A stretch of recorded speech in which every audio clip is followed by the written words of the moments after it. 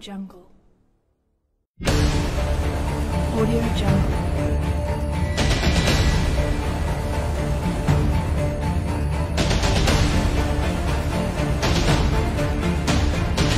Audio Jungle.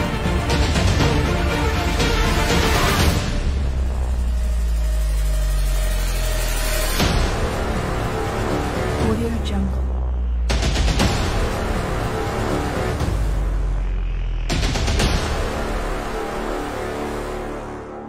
Audio Jungle. Audio Jungle.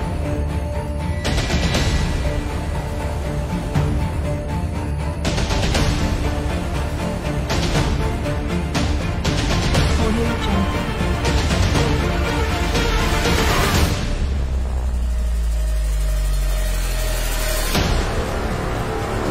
Audio Jungle.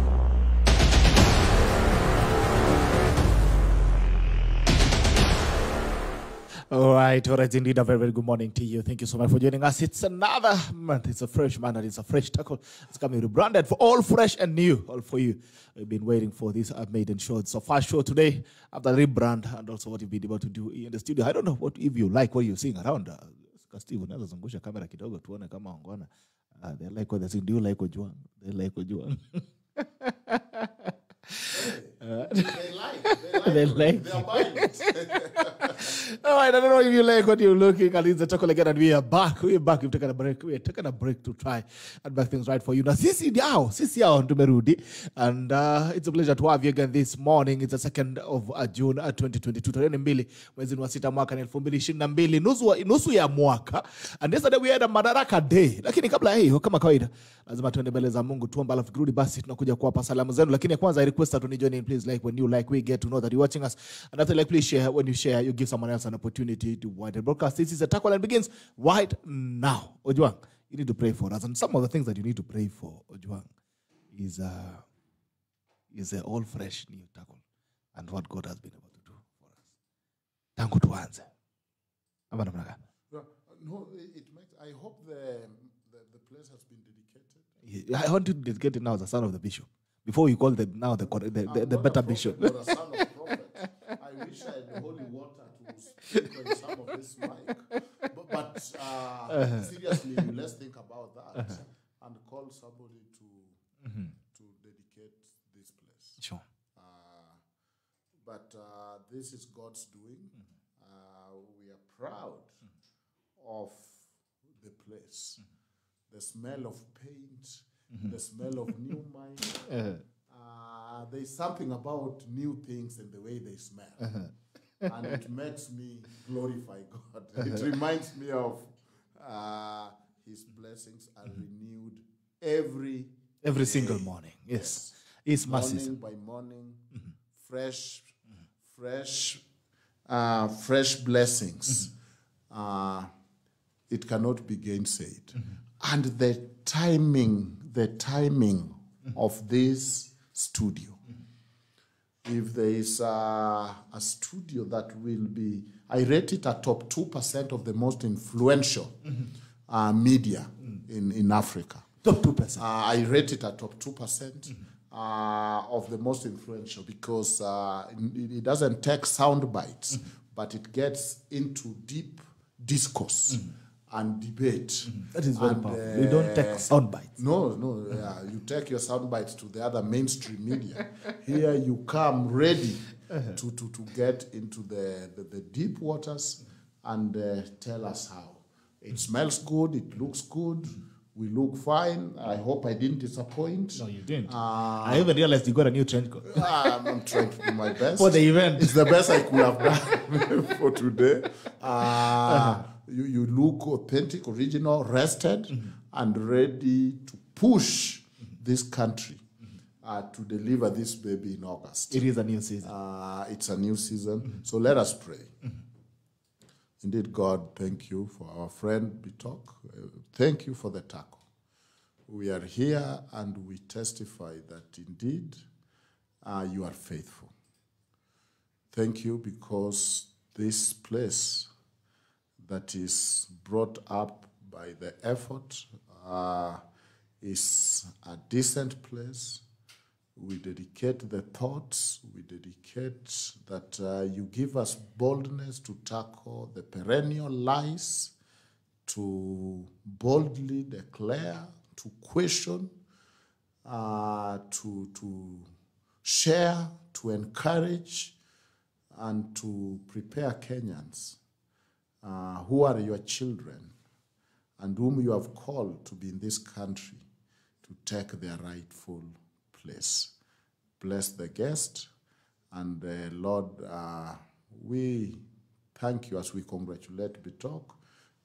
We are also glad that you are very faithful to him, and you have helped him to be faithful with the few resources this tough time, that he has rebranded, that he has come with a totally brand new studio. All glory belongs to you, and we thank you. We dedicate the workers who are working here, coming back and forth, the volunteers. As this is done, may it give you glory. May it serve humanity, because when we do things that you love and you care about, it makes you happy. May you be pleased then. In Jesus' name I pray. Amen. Amen. And the people said, Hallelujah. I think you'll allow me to pray again. And I think we need to thank God for this. Mighty Father, we come before you this morning. We worship you, God, for your name. We thank you for this fresh beginning. We thank you for the mercies given us, the things that we've never deserved to given unto us. Even thank you for this beginning. We know we don't deserve it, but you've given us because you are merciful and you've seen the grace to ensure that you will be able to do what we do best. We thank you for something to wake up into in the morning. We thank you for every tackler who has been with us for these 2 years. They have stuck with us, they have supported us, and they've given us energy, given us resources. They spend their time. They buy bundles to watch us every single morning. We thank you for them, because without them, this could never have been possible. As we start off this new journey, we pray that you're going to make an impact in this country as we change the thoughts and the ways of Kenyans to better. Lead us in every way. What we say, may be able to glorify your name. In this mighty name we pray and believe. Amen. Aye. Hallelujah. Aye. Najaribu kuona wangwana ambao wameweza kuamka, tafadhali unijoin please, like when you like we get to know the watching. Tunangoja mheshimiwa Johnson Sakaja. Tunasubiri mheshimiwa Johnson Sakaja ambaye yuko njiani, anasema yuko many kilometers away. Amesema yuko amesema ako 4 kilometers away. wow. 4 kilometers away. Sema ako 4 kilometers away, anakuja, tunamsubiri, anakuja hapa. Johnson Sakaja is the gubernatorial aspirant Nairobi County under the on a UDA ticket. Tunamsubiri aweze kufika tuweze kuzungumza pamoja. Lakini kabla ya hiyo tukimsubiri, we'll be having a conversation here with my brother Dr. Ojwang. And I also want to thank you, Ojwang, in a very special way. You've been with us since you joined us. You've never faltered. You've stayed with us, you've supported us, you've spent your time. You wake up in the morning, saa 11 na kuamsha umefika hapa. As zingine kupata umelala kwa gari. It takes commitment to build, and I want to tell you that without each one of you, this could not have been possible. Without people like you who have stayed committed to this cause, honestly, could never have been. And we just want to appreciate people who have stuck with us. The diaspora guys. Diaspora guys. What Chairman is Joel Arama. that friend of ours? What Joel is Arama. Arama. Yes. You know, I know Arama. You know Arama. Yeah, he was our neighbor in Alabama, and my elder brother's good friend.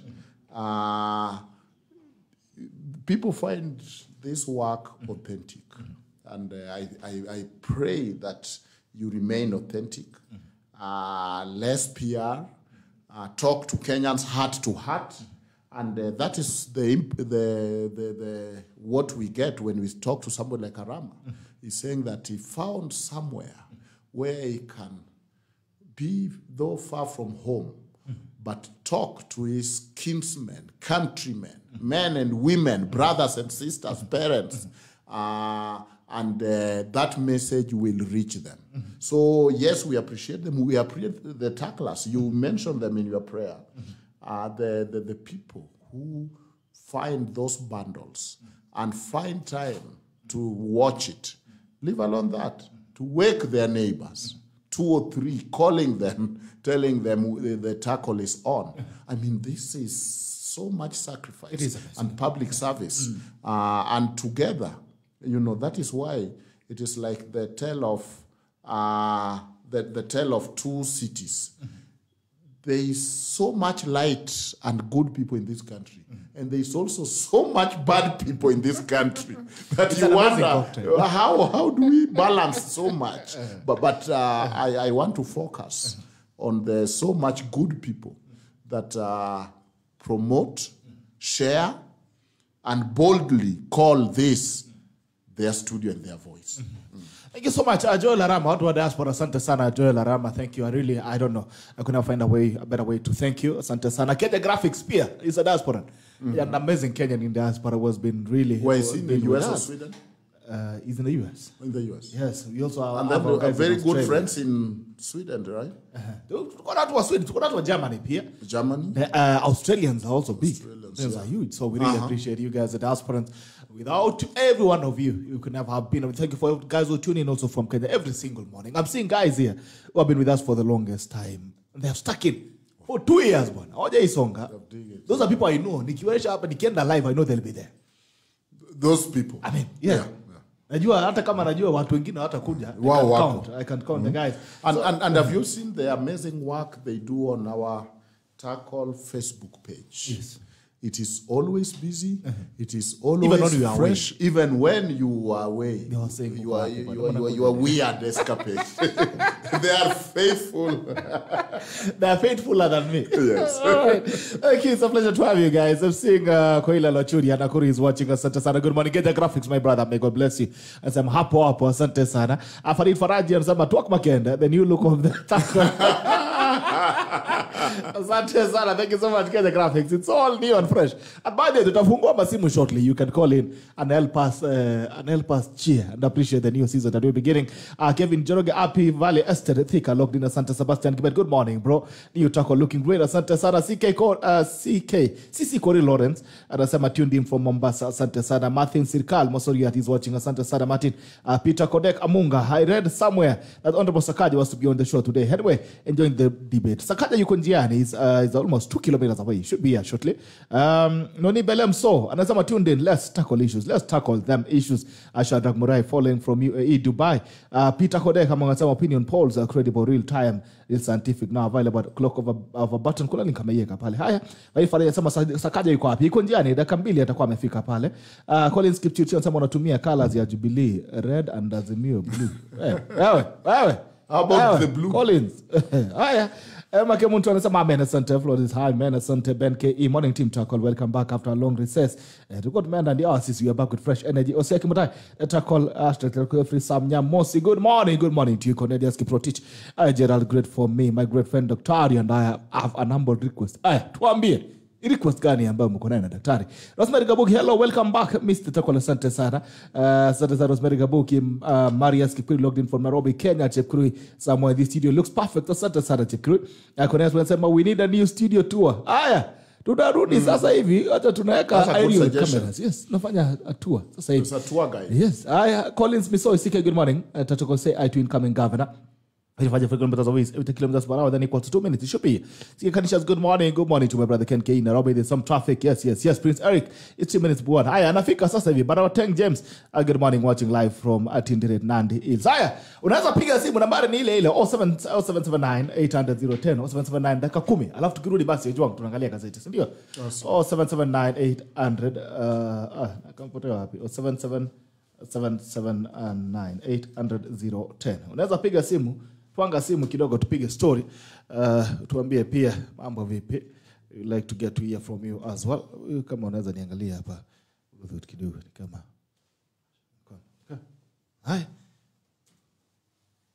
Hai, unaweza piga simu. Nambari ni hiyo 0779 800 010 0779 800 010 0779 800 010. You can call in. Unaweza kuzungumza pamoja tuambie mambo ambayo tunaanza sasa hivi. Safari njema. The new journey that we beginning. Upo na sisi ama vipi? Haya. Jaribu kuona kidogo kama ni yako inaweza ingia. Meanwhile, Joang, a review of yesterday. I think you saw it was Madaraka Day, and it's one special Madaraka Day. It's the last one for President Uhuru Kenyatta as he prepares to retire, as he has always said. He prepares to retire, saying it's the last one that he is doing. Now, there's also a very interesting thing that happened. It was the fact that he never invited his deputy, William Ruto, to speak. But anyway, before we get to that, the general review of an event yesterday on Madaraka. And is it yet Madaraka for Kenyans? Yeah, this is the 56th or 7th Madaraka Day that we are celebrating. It's interesting because just this week I was seeing stories like fighting jiggers. I don't want to say the county, but it's not about the county. It is that we are still dealing with jiggers in this digital age. The very things that Mzee Jomo Kenyatta talked of, disease, ignorance, we are still dealing with jiggers. And to me, that is the reality. I expected a little more grace. I guess I was wrong. You know, I saw the president tackle.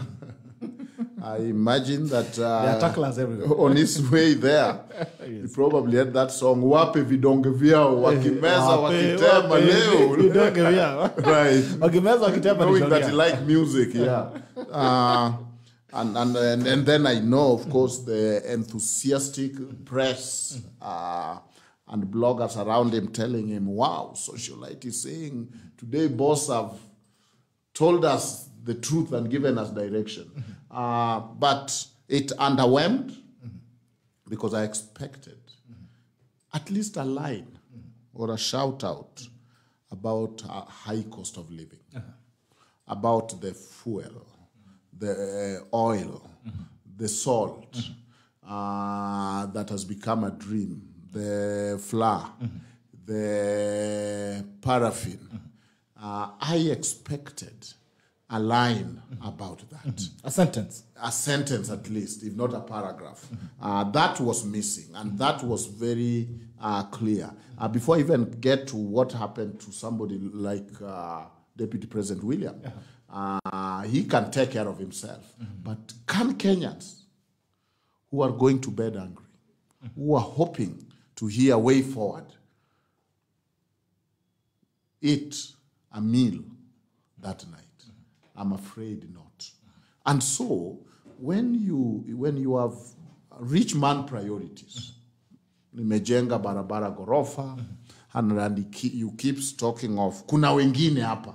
I wish he named them. Kuna wengine wanasema. It is a misguided priority.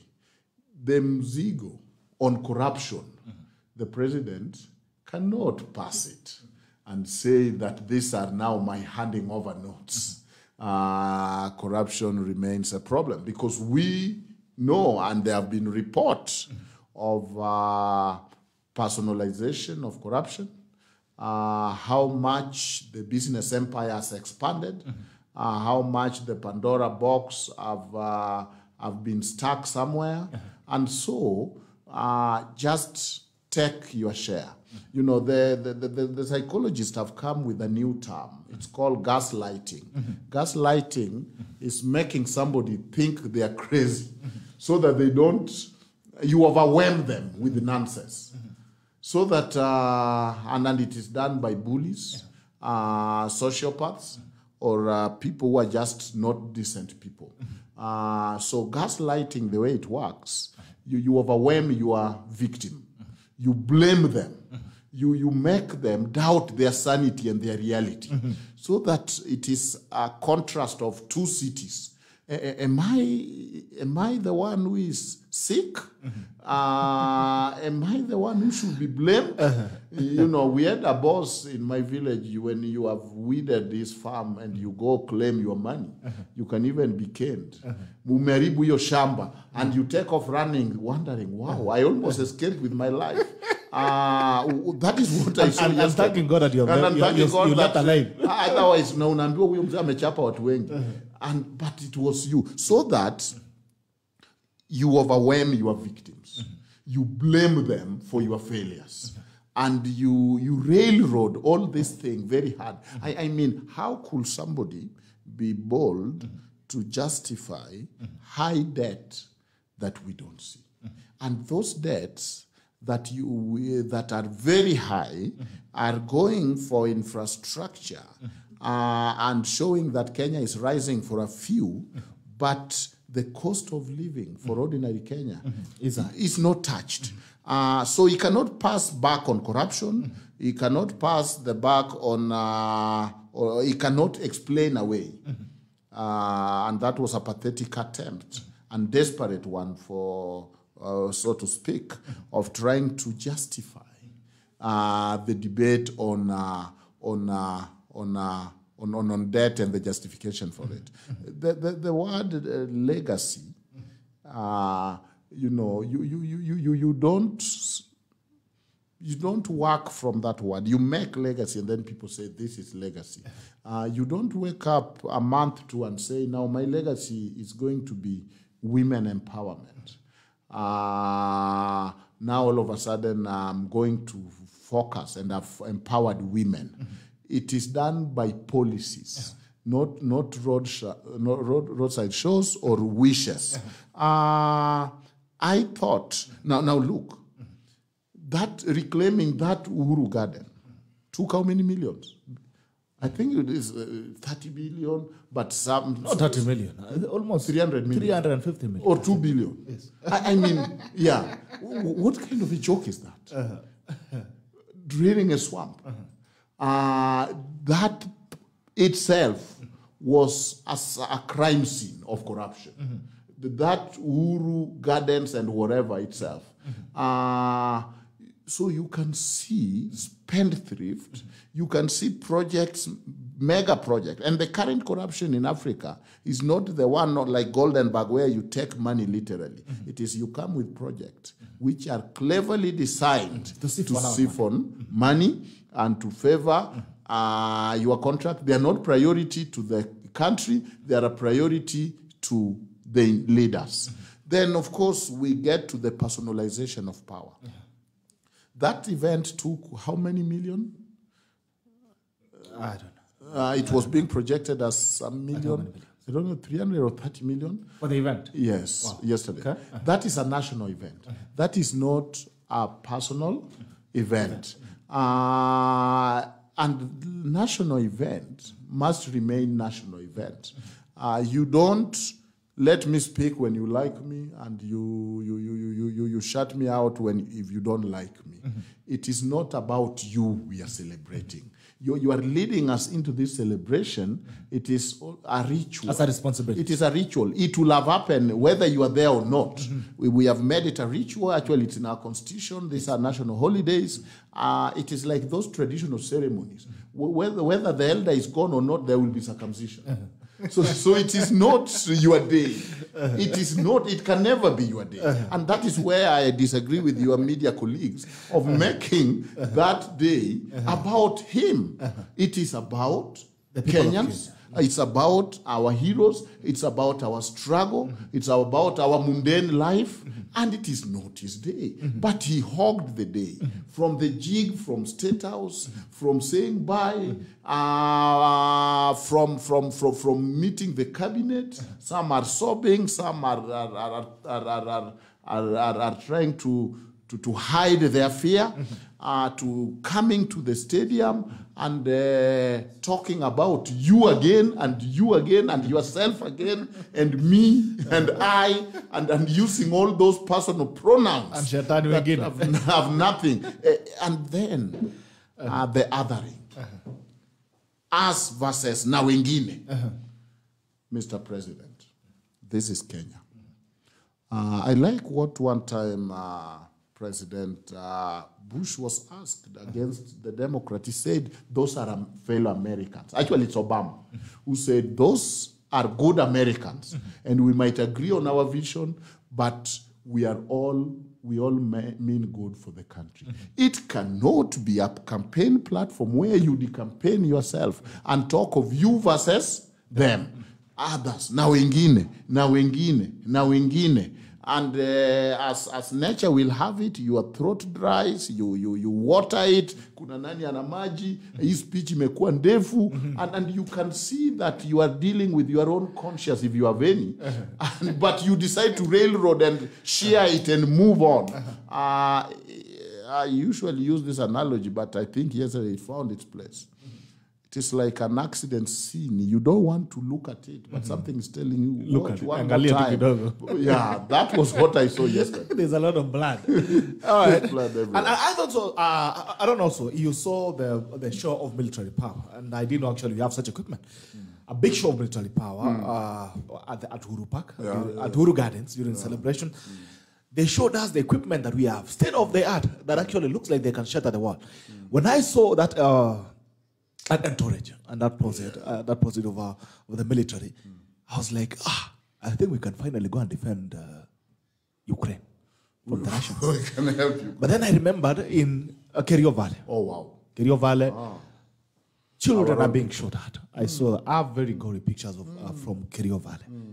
Watoto wamepigwa risasi, vichwa zimepasuka. Wamama wamepigwa risasi, viuno zimepasuka. We have dead people. People are dying in Kerio Valley. And the government is so quiet. I don't know. Sometimes I wonder, are there Kenyans who are more Kenyans than others?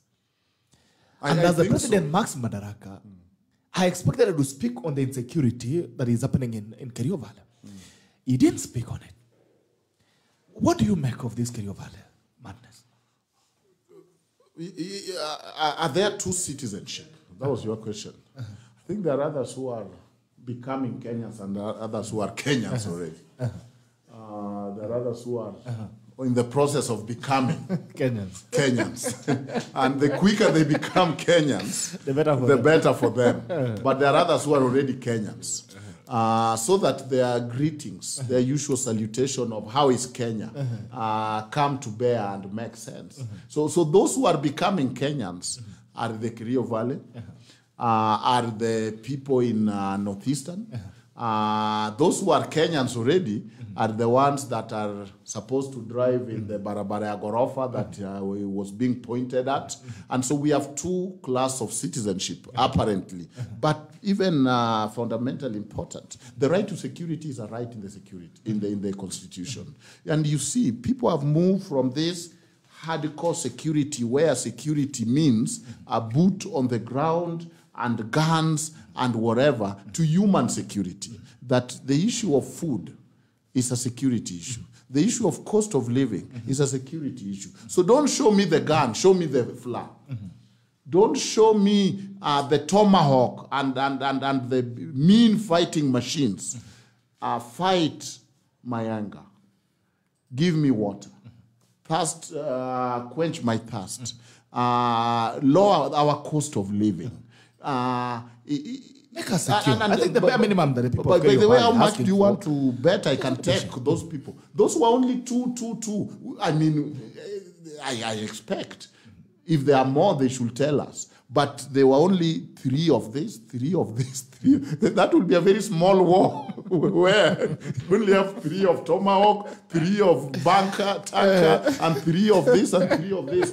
But I think it was to do 2 things. One, escape from the high cost of living. 2, I think that the issue of Kerio Valley, where they is sometimes beaten by our neighbors, sometimes there is bandits there, and they are branded, and once in a while, the Kenya military go there and beat them, disarm them, maim them even more, and live for 10 years, then go again and beat everybody, disarm whoever, and leave. There is what we call invisible government. Do you know how many police stations are there in Kerio Valley? I think 3 or 4. There is no government there. And that is what you are saying, that there are 2 citizenship. There are those who are becoming Kenyans, and there are those who are already Kenyans, and they're the standard of Kenyans. And he was talking to those who are already Kenyans and not in the process of becoming. It sucks if you are not on the table with us. It was, and so the security issue was important. Don't show us the power. Deal with our problems. The government should offer services. The government should deal with our pain and not so much the might. But finally, I think it was meant to justify the use of military in civilian and democratic governance. It was to justify Nairobi. Remember, he was saying that he used the military to drain that swamp. Then I wonder why the budget is 300 million if it is our military who are paid anyway. It is to use the military to cut meat in Kenya Meat Commission. Apparently, one of their skills is to do good steaks. So he was justifying. You know, when somebody is guilty and nobody has even questioned you, you start explaining yourself. And you start justifying. But the Constitution envisioned military not to be commingled by civilians because they protect our borders and not internally. Thank you. All right, that's a sad state of affairs in the country, the state of the nation. And finally, we have Mheshimiwa Johnson Sakaja. Tayari ameingia kwenye stadium. Mlikuwa mnasema eti if is 4.5 kilometers away and the speed is 80 kilometers away, you are mathematicians. Then it should be here in 2.5 minutes. And the studio is moving at 2 kilometers. And the studio is also a pleasure to have you finally, Mheshimiwa. Excellent. It's great. It's great to be here. Good morning. Remember, good morning. And congratulations on the new studio. Thank you. I've seen some interesting comments. Kuna watu wanasema twak makende. Congratulate you. That means a serious discussion. I think Discourse. Discourse. Serious discourse. Yeah, and you know, I told you my primary duty usually is as a dad. So I never let anyone else take my kids to school. I have to do it as the first priority. Even my bosses know. Between 7 and 8, hata huyo afanya hiyo kazi, hatumangi dereva ni yake. Because that's all the time we have. You never know. What do you, and that's very interesting, by the way. Yeah, I drop my kids myself. What do you extract from that? What does it give you? What do you feel by doing that every single morning? You know, like I've tracked the growth of my kids because I have a tradition that every morning when I drop them, from the time they were starting at 5 years old, 3 years old, 4 years old, we pick the newspapers on the road.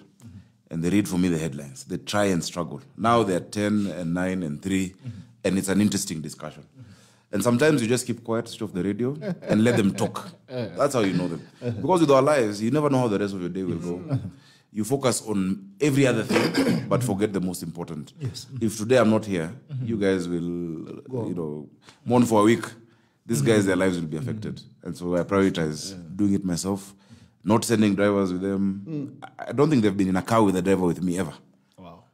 And that's a tradition. For as long as I can do it, I want to keep doing it. So zile mapiganga story ni story kama gani? Sasa ngine unakuambia story ya Kenya venye kuna kaa.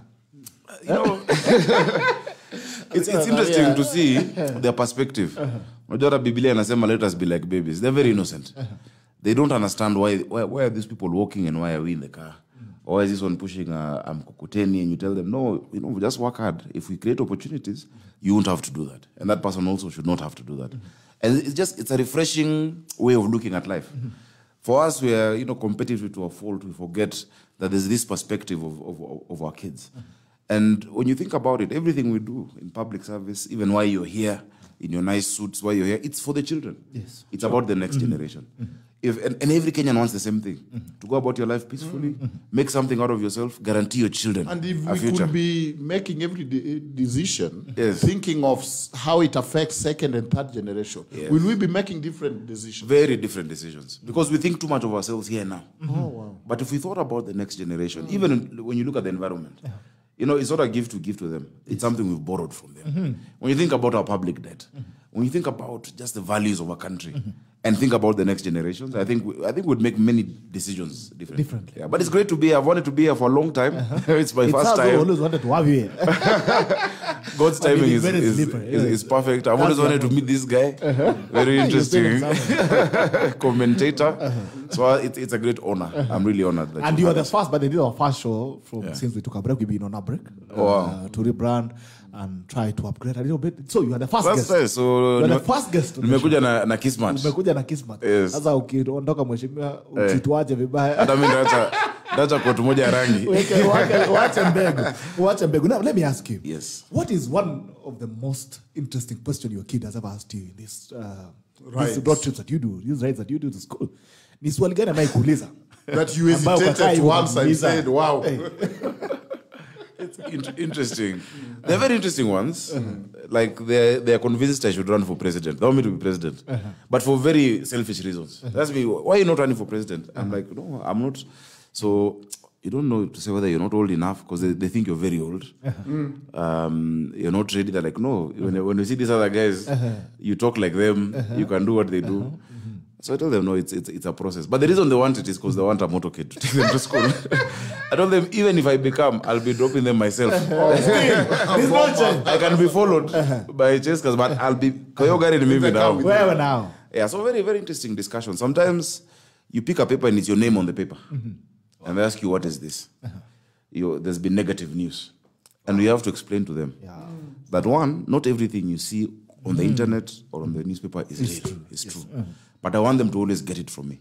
Because there are days, I mean, I can be, they can be, there's a time they saw, Sakaja has taken $1 billion shillings from KEMSA, I don't know what. And I have to explain to them first. Because I have to be accountable to them first. So I think it's better than them going out there and hearing things from their classmates. From, one of them actually was classmates with a competitor's child. Wow. Ngatia's child is in the same class as one of my kids. And he'd come with stories like, oh, what is this I had Nani's dad saying? And so I think that honesty at that level is the best. Because we forget how kids of public figures see life. For us, ni rahisi kutukana mtu kwa Facebook, on Twitter, to even put fake things and propaganda. But you forget. We never think about the children. You never think. The internet never forgets. And you know what you're typing is a lie, ni uongo.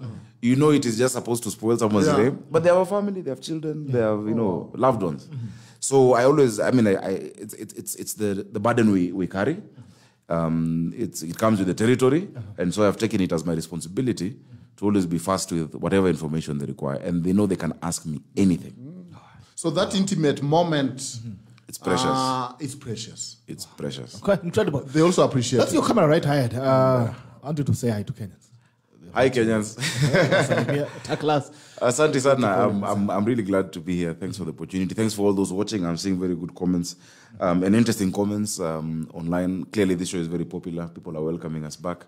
So it's great to be here, and I hope I can come more often, despite the tough campaign period and season that we are in. All right. I think you help us go through the newspapers very quickly. Tuangalie headlines, just headlines. Angalia headlines kidogo. And on the People Daily, inatuambia Uhuru fights back on debt. Kulikuwa na mambo ya kidogo ya deni.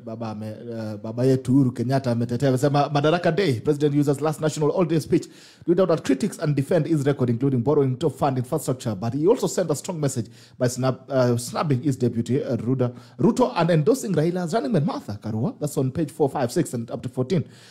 President Uhuru, how much is too much borrowing? When does borrowing become too much and unbearable to a nation? The only time that debt is burden to a nation is the nation is led by a cabal of looters, but in the hands of a visionary administration that is a catalyst for rapid development. It's on the People Daily. On the Star, Uhuru silences Ruto in exit Madaraka fit. Decision to bar DP from addressing official holiday was made after Kibaki burial. I think it's what happened then. Kwenye pia gazeti ya Taifa Leo inasema Uhuru wamalizana na Ruto. Gazeti pia. Uhuru wamalizana na Ruto. Tofauti ya viongozi hao wawili wakuu zajitokeza wakati wazi katika maadhimisho ya sikukuu ya Madaraka. Pale juu wasia wa rais kwa mrithi wake, ataka mrithi kupigana na ufisadi na kutumiwa nafiki serikalini. Uhusiano kati ya Rais Uhuru Kenyatta na naibu wake William Ruto kwa mara nyingine ilionekana wazi kuwa umesorota kupita kiasi jana kufuata kauli kali alizotoa rais na matuko yaliyoshuhudiwa alipoongoza sherehe ya mwisho ya kitaifa akiwa mamlakani. Bali na Ruto kutohutubia umati mkubwa uliokusanyika Uhuru Gardens Nairobi kwa starehe za Madaraka, rais alionekana kukwepa Ruto hata baada ya sherehe hizo kumalizika. Alright, the nation, the Uhuru scorecard. What will be remembered for? He built thousands of kilometers of roads, midwifed a new education curriculum, expanded access to primary health care, took on railway challenge, connected more homes to electricity, and led in the greening of the environment. But what truly will the Kenyatta legacy be? It's on page 2, 3, 4, 5, 6, and 8. End of a term assessment card. EACC issues a list of aspirants with integrity flaws. Una hapo Anwar Iguru, unaona hapo Mike Sonko, na Gidero pale, jamaa watu wa Muranga, Mwangi wa area, Alfred Mutua is there as well. Yeah, but I'm seeing also Oscar Sudi. Ngwana wako hapo ambao wameweza kupigwa flag na the EACC. Any comments that you have to make on the headlines? Well, the headlines are interesting. They were focusing on yesterday. I was there. It was a very interesting event. The display, the full military parade was good to see. Of course, everything looked brand new. You can see the tires. Haijakanyanga malingine. Brand new second hand. Not from theater of war. No. If other countries were to do this, normally you do a parade like that when you've invited your neighbors to watch. So that if, in case they get ideas, they know. Just in case you are you invite Somalia, Ethiopia, South Sudan, Uganda, Tanzania, waone tuko na nini. Just in case, just friendly reminder. Yeah. So it was interesting. I think the politics took center stage. I think it was very embarrassing that for the first time, the deputy president, or the protocol that has been observed in all national celebrations since independence was not observed. I think the only time you missed that was probably when President Moi did not have a deputy president or a vice president at that time, yet he was still introduced by ministers. And there's a lead up to it. And this, you see, these events, I remember there's a time I was sitting in between Musalia Mudavadi and the Right Honorable Prime Minister. And, he kept whispering to me that, these big speeches, these events, you need to ongea Kiswahili, talk to the people, let other leaders, say hi. Because it's a mood. Kenyans have come to watch their leaders.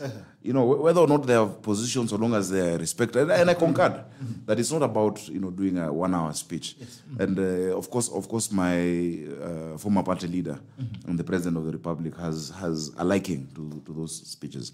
The main thing really is why the Deputy President was ignored. I think no matter which side of the political divide you stand in, it's not something that most Kenyans were pleased with. Because even in fact, I saw a comment, somebody who supports Azimio, saying that you guys might laugh at this, but what if Martha was being treated like this? What would you feel if also she is being treated like that? This country is built on institutions and offices. Even if you don't like the person, respect the office. Let them make their remarks. You have the final say and the final word. Though I don't know what the reasons were. There could be other reasons. Secondly, Wole Soyinka said that a tiger does not proclaim its tegritude. It pounces. You do not tell people what your legacy is. Let them decide for themselves what they see and what they feel. We never had President Kibaki saying, I have built the longest highway, thicker super highway. Or no one has ever done free primary education. We just said there must be education and it was done.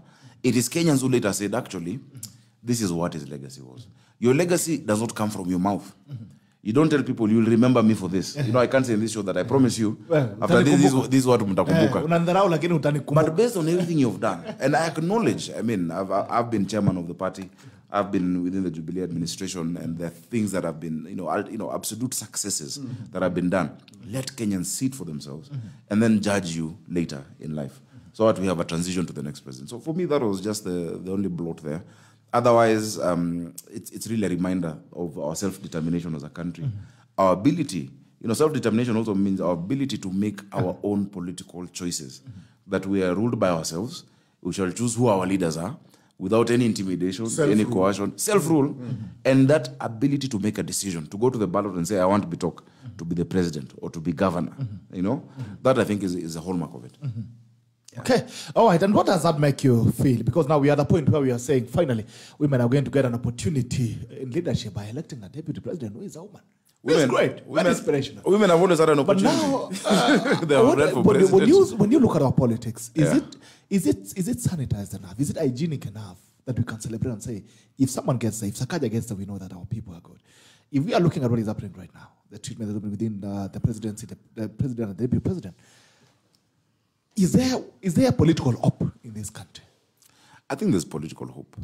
Of course, I applaud women, and really those comments were not because of belief in women per se, because if that was the case, then we've seen the same Martha vying for president, Julia Ojambo. We've seen many people vying for president and they've not been supported. Democracy matures on its own. Kenyans make their choice. But there is hope because we are getting to a place where somebody says kuna shortage ya wajinga Kenya hii. People will see, people will decipher. People have woken up from the slumbers of apathy. Despite the fact that there are not too many new voters who registered. But many of those who have been dormant politically are commenting and they're coming into political spaces. There is hope for our country if we build political institutions. Yesterday was not one of those days because really it was an Azimio rally, so to speak, and a military show. It should not be that. We should be able to separate institutions, national functions, and politics. Even the deputy president, when he gets an opportunity to speak, should be able to separate his role as a deputy president with his role as an aspirant or a candidate for the office. So I'm not saying that it is correct if he does it. Even if he does it, it is not correct. We'll still call him out. We will still call him out that, look, just stick to agenda. You can have some, smart ways of bringing in your agenda, yeah, but stick to it, that this is your decision. And I mean, this is your position. And ideally, you should not take more than 10 minutes when you're introducing the president. That has always been my view, that you're just setting the stage for the head of state. Let him come and actually say what he's been able to do or what his policy is. So there's hope, but I think yesterday was a bad show. It will be, being remembered as a last, Madaraka Day, ending with such a note was not good. You saw hordes of people walking out, walking away. Maybe many of them maybe walked away because they wanted to hear Baba. Yeah, many of them, and they have walked from home. They have come. When I was driving in, I saw many people with their kids. Leo tutasikia Raila, leo tutasikia Ruto. Leo tunaweza sikia labda the governor of Nairobi Kananu, because even in those functions Sonko used to start, and then that's good. The governor alienda. She was there. She was sitting a few seats next to was me. there too. You've not had voice anyway. And finally on that, then I'll give to Ojwang, Senator Sakaja. Yes. You want to be governor. Yes. How do we fix this thing that you're saying, that we can have a president that's so tensed? And I mean, I don't like you, and I don't like you, and I block you from being your official duty that you can do. How do we fix this, man, so that even if we transition to another government, a deputy president, maybe like Martha Karua, can feel comfortable? Because I'm sure she watches this. She sees the way these other gentlemen is being treated. She will have walked out herself. If it was her. But let me tell you, I think... Where do we end this circus? A country with many laws shows it has mistrust. There's no law. You cannot legislate on good manners. Good behavior. You cannot legislate on, just humanity or humanness. I think it's the character of the people we put in office. I would not want any deputy president to be treated that way. And I would not want any president to feel slighted by their deputy. I would not want any deputy governor, and I'm committing even to my own deputy governor, designate, or, my running mate, that, look, we're a team. This should be your defined duty. These are my defined duties. This is how we resolve conflict when conflict arises. It's really the character of the individual. There's nothing else you can say about it. I hope if the deputy president wins the election, and I pray he does because of my coalition, and he's the person I believe should be, that he does not treat his deputy Rigathi Gachagua in that way. If Raila wins, I hope he does not treat Martha Karua in that same way. That you can respect those institutions. And remember, these are not the days where the president is elected and then appoints a vice president. You actually are on the ballot together. There are people who will vote for you because of your deputy. There are people in Nairobi possibly who will vote for me because of Mushiri Njoroge Mushiri, my running mate. And so I must give him that respect. And he must know also I'm the boss. I'm the one who is in charge. But, leadership is not a position. It's about how you're able to influence what happens. Yeah, it's about teamwork. So no matter what side of the divide you sit at, just put yourself on the other side of it. And let me tell you, I have been consistent when it comes to respecting offices. Even before the handshake, I remember in the National Assembly, when they brought the issue of Raila Odinga's retirement benefits together with Kalonzo Musyoka, and Nadan Duale, my colleague then, was fighting it. I stood up, and I was the only person in Jubilee that time who said no. They are being given by virtue of the work they already did. They were being told that they must quit politics. There's never been such a caveat. That we must respect that there was an office of the Prime Minister. It was held by Raila Odinga. There was an office of Vice President. It was held by Kalonzo Musyoka. Their retirement package is not a favor And it's not a political bait that you use. And I stood my ground. So I've been consistent when I'm saying this. So let no one think that I'm saying this because of the political side I'm on now. Even back then, when the person who was denying Raila his retirement benefits was Uhuru Kenyatta. Yeah. When there was no handshake, and my friend Babu was in a cell, I went and got him out. Because I believe politics is not an enmity. When Honorable Loch was being beaten up, like a Burukenge, on the 26th of October, at Pan-Africa, by goons from Jubilee, I held him and I said, no, go through me first. Because we must have that culture of respect of each other, despite our political differences. That is how you build a country. Okay. All right, Ojwang. Yeah, thanks. Was it this week that we saw one restaurant or one club where we had 3 lines? It is like Mississippi in the 40s. There was a line, usually in Mississippi, there was a line for the Negroes or the colored, or if it's a toilet, and then there is a line for the whites only. We saw that there was a restaurant that had 3 forms of line. In terms of if you are white, you are on this line. If you are Asian, you are on the not so bad line, on the not so long line. And if you are urban, until I stopped. Because what we used to do in that conference was go there and ask ourselves, how are white people treating us? Oh, yeah, it's bad. Oh, it's terrible. They spanked me the other day. Oh, yeah, they almost spit on me. Until I said, this is hopeless. As long as it is about how they treat us, they will always continue treating us the way they want. It is so helpless. Why are we so dominant? Because it is... The race discussion was simply about how much they accept us these days.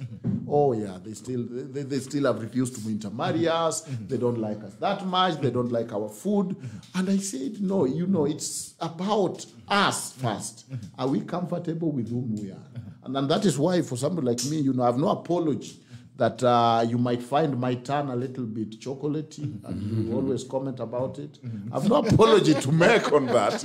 I'm an African. When I stayed in the US for 13 years, I made a deliberate choice that I will not let this accent go. And I got there at the age of 19. I said, this is part of my identity. 13 years? 19 years. Yeah, this is part of my identity. So when I saw old people struggling... Some people, when they get the visa, right, know your accent. to change their accent. I was like, no. Because I got there, I was very clear who I am. I'm from Kenya.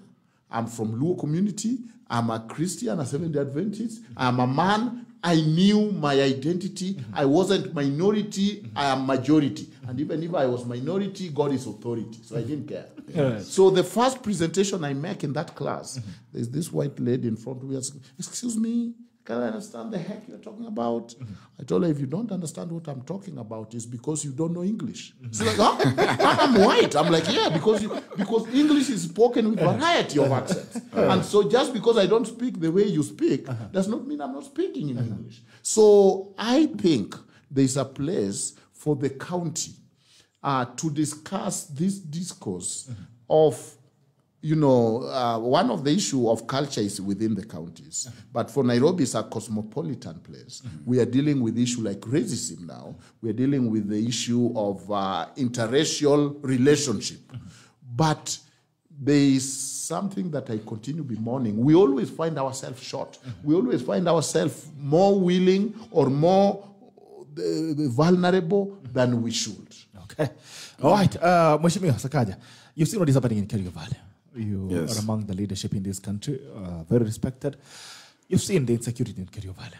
I don't know if you've seen the pictures of children who have been shot with their heads seen open. videos. I've seen pictures that You've are not... seen women. Yeah. I mean, they're not pictures that you want to look at twice.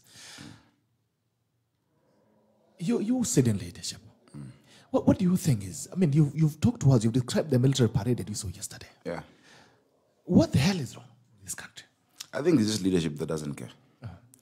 I've toured those areas before when I was chairman of the Committee of Cohesion. and equal opportunities in the National Assembly.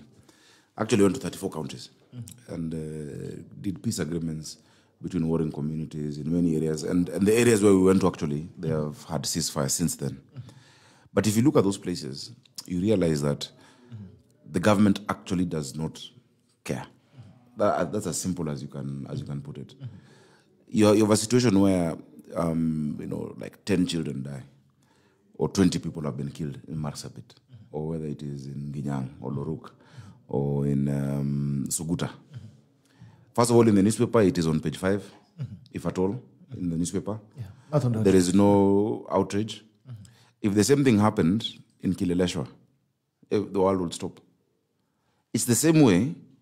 I remember when I was dealing with a building that collapsed in Huruma, where we lost 47 children and women.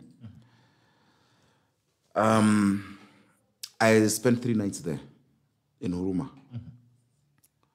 The first night, even the equipment to get people out who are stuck, I had to buy from my pocket.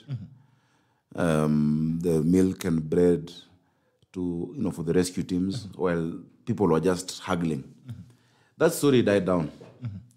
If it was a building that collapsed in Lavington, or in another part of the city that is more affluent, there would be outrage. People would have been fired. People would have been asked to step aside. Things would have been done. A first-class country cannot have a second-class citizen. Then the country is not a first-class country. Every Kenyan, and that's why I say the most important thing and the reason we actually need to give proper leadership, every Kenyan should feel as Kenyan as the next person. So there's a complete lack of leadership in that sector. We've spoken about it ad nauseum in the Senate. We've done what we can do as elected leaders. The executive, it has fallen on deaf ears from the executive. And we hope that the next government will actually make sure any Kenyan, whether you're born in Nanyuki or Laikipia or Kisumu or Nyeri or Nairobi, you feel as Kenyan as the next person by what the government offers you. I mean, you're showing us all of this glitzy and polished, equipment. You're releasing the military to Kenya Meat Commission instead of to Kerio Valley to deal with that. You're thinking of the military as a profit center, as opposed to securing lives of Kenyans. I think it is not excusable. That child deserves the same as my child. My child has no bigger God or a bigger birth certificate. My child's birth certificate doesn't have 3 pages. They're all the same. I think it's just the depth or the bottom of just lack of leadership by the executive. I've had the senators from that area. I've had Senator Murkomen talking about it. I've not had the Senator of Baringo talking about it though, because a lot of that is also around Baringo. Yes, when it's you under go Baringo to, stretch. It's under that county. We lose ourselves when we sacrifice on the table of political expediency the value of human life. No matter who you are and no matter where you stand politically, those are things that we should be making a lot of noise about. So my condolences to the families. One of the recommendations we had given was the KPRR, the reservists, that if they're both sides actually have reservists in equal number, they have their way of dealing with their issues and to tone it down. And also the leadership from that area must tell us what they've been doing in terms of economic empowerment of these people. We've had 10 years of devolution. We've had more than 20 years of CDF. You can't also have a situation where in some areas, there are still people studying under a tree. We don't have roads, yet you get the same amount of money. Because I've always said, and many people don't like me for that where we are today as a country, there's no excuse as to why certain people, and leaders use it, the victim mentality that in this area of ours, we've never had anything since independence. Devolution is 10 years. We've had CDF beyond then. CDF in Nairobi gets the same amount of money, yet we have bigger populations. So let no one make an excuse as to why those people are there. Everybody should answer based on what their responsibility is. If your role was to give them schools based on CDF, which you get 150 million shillings, and you've not built a school, answer to it and tell us, maybe my area is vast, and this is the kind of support I need. But we must take responsibility. So it's terrible. We can't have Kenya A and Kenya B. A first-class country cannot have a second-class citizen. And that is the same thing happening, with the case that you've just spoken about of racism. In Kenya. in Kenya. Nyumbani kweli. Let me tell you, people died for our independence. People died.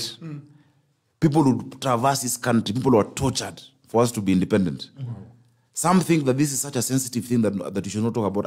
We must talk about it. That today, whether or not they say the matter is being investigated, there cannot be a hint or a whiff or a idea that there could have been racial discrimination in Nairobi. You cannot have that. There was another restaurant as well which had such a similar issue in Westlands. That when you come for service, you're not served. These are the people that are to be served first. We cannot have that in 2022. Yeah? What will the, people like Dedan Kimathi, what would they say? Wakieza kuamuka. The women who were maimed and raped, people in concentration camps, for us to have self-determination. And on Madaraka Day, when the discussion is coming. And the answer comes in this Bob Marley song. Emancipate yourselves from mental slavery. None but yourselves can free your minds. We got physical emancipation. But our minds are still colonized. But our minds are still colonized. Because the people standing in those lines, making you do the different lines, are not Mzungu. It is people like you and I. Unless we remove that mental block, and we cannot allow ourselves no one can discriminate against you without your permission. No one can. So we must stand up to that. And I'm glad the governor of Nairobi, who is governor at this point, took the action she did. I think more needs to be done. We need to see the full investigation and actual prosecution because it goes against our laws. Article 27 of the Constitution speaks against discrimination of any form and not on race. In Kenya, no. That tomorrow my child will be told you're black, you go to this line. No. You can't pussyfoot around such a thing. Haya ndio tukuja Nairobi sasa. Ndio turudi Nairobi. I would want to know Nairobi. two things. Ndio turudi Kanairo. Two things. What do you think is the problem in Kerio Valley? Number one. Two, why do you think the government is doing nothing about it? What do you think is the reason? I think the government has different priorities. Okay. And the lives in Kerio Valley are not valued as lives in Nairobi. Okay. As simple as that. If they were, there would be a state of emergency. Those equipment were being shown yesterday would have been in Kerio Valley. Okay. Yes. How did they help us in Uru Gardens? And they all knew. I told you they all spanking knew. You can't deploy. When you deploy, if you have to deploy the military, because you have different, and I think you don't even have to get to the military, because we have the police. Because for you to deploy them, you need to go through parliament. But they have been deployed to Nairobi. They have been deployed to Kenya Meat Commission. There's a whole battalion of Meat Commission. They have been deployed to other things. Yet lives. So number three, the issue of KPRR, the police reservists, being treated in a you disarm one side and you leave one side armed. That is completely based on politics, based on who is on which political divide, or who has a say in the Ministry of Interior. You either have no reservists at all, you disarm all of them, and make sure you've curtailed all of them. I mean, Museveni did it. On the other side of Pokot. He did it. And you know what he did? He was very smart. He told them now, they started a process how they were helping these guys clean their guns. So later, what they clean for you, your guns, they tell you, they give you back. So people, they gained trust. One day when everyone came, and I promise you there is no issue in that part of Uganda. He did it. We must be smart. But you see the talk, this is, I see a connection here. Remember the revenue sharing formula? Yes. Because you asked why. Yes. Remember Sakaja, one of the few senators who said, for the sake of Kenya, that there is no less Kenya, that we must develop the whole Kenya. Do you see the mindset that there are places that should be priority? Yeah. And it started from independence, sessional paper 69, that there are people who we cannot wait for to be civilized before we develop. Remember your definition of a pastoralist as somebody roaming from a place to place in search of water. Do you think that definition is from a pastoralist or from a colonizer who hates what they're doing, that they are roaming? If you ask them, will they tell you they are roaming? They quite know where they're going. So I remember that discussion was being revisited 40 years later in the Senate, where now the issue was, I'm giving more. You are not, you don't deserve this. And thanks to a few bold senators, at the risk of their life. Oh, I'm telling Remember what happened to people like Sakaja? All of a sudden, he found himself in scandals in the middle of it. Yeah. But they stood up. And that is where now we bring people like even the Makueni senator. Also, and a few of colleagues like Ipchumba Murkomen. They stood up and said the revenue sharing formula must have equity in it. Yes, let those who deserve get their share, but let us not treat the rest of Kenya like their internal self-colonization. You know what Ali Mazrui, he talked of the fight for the freedom.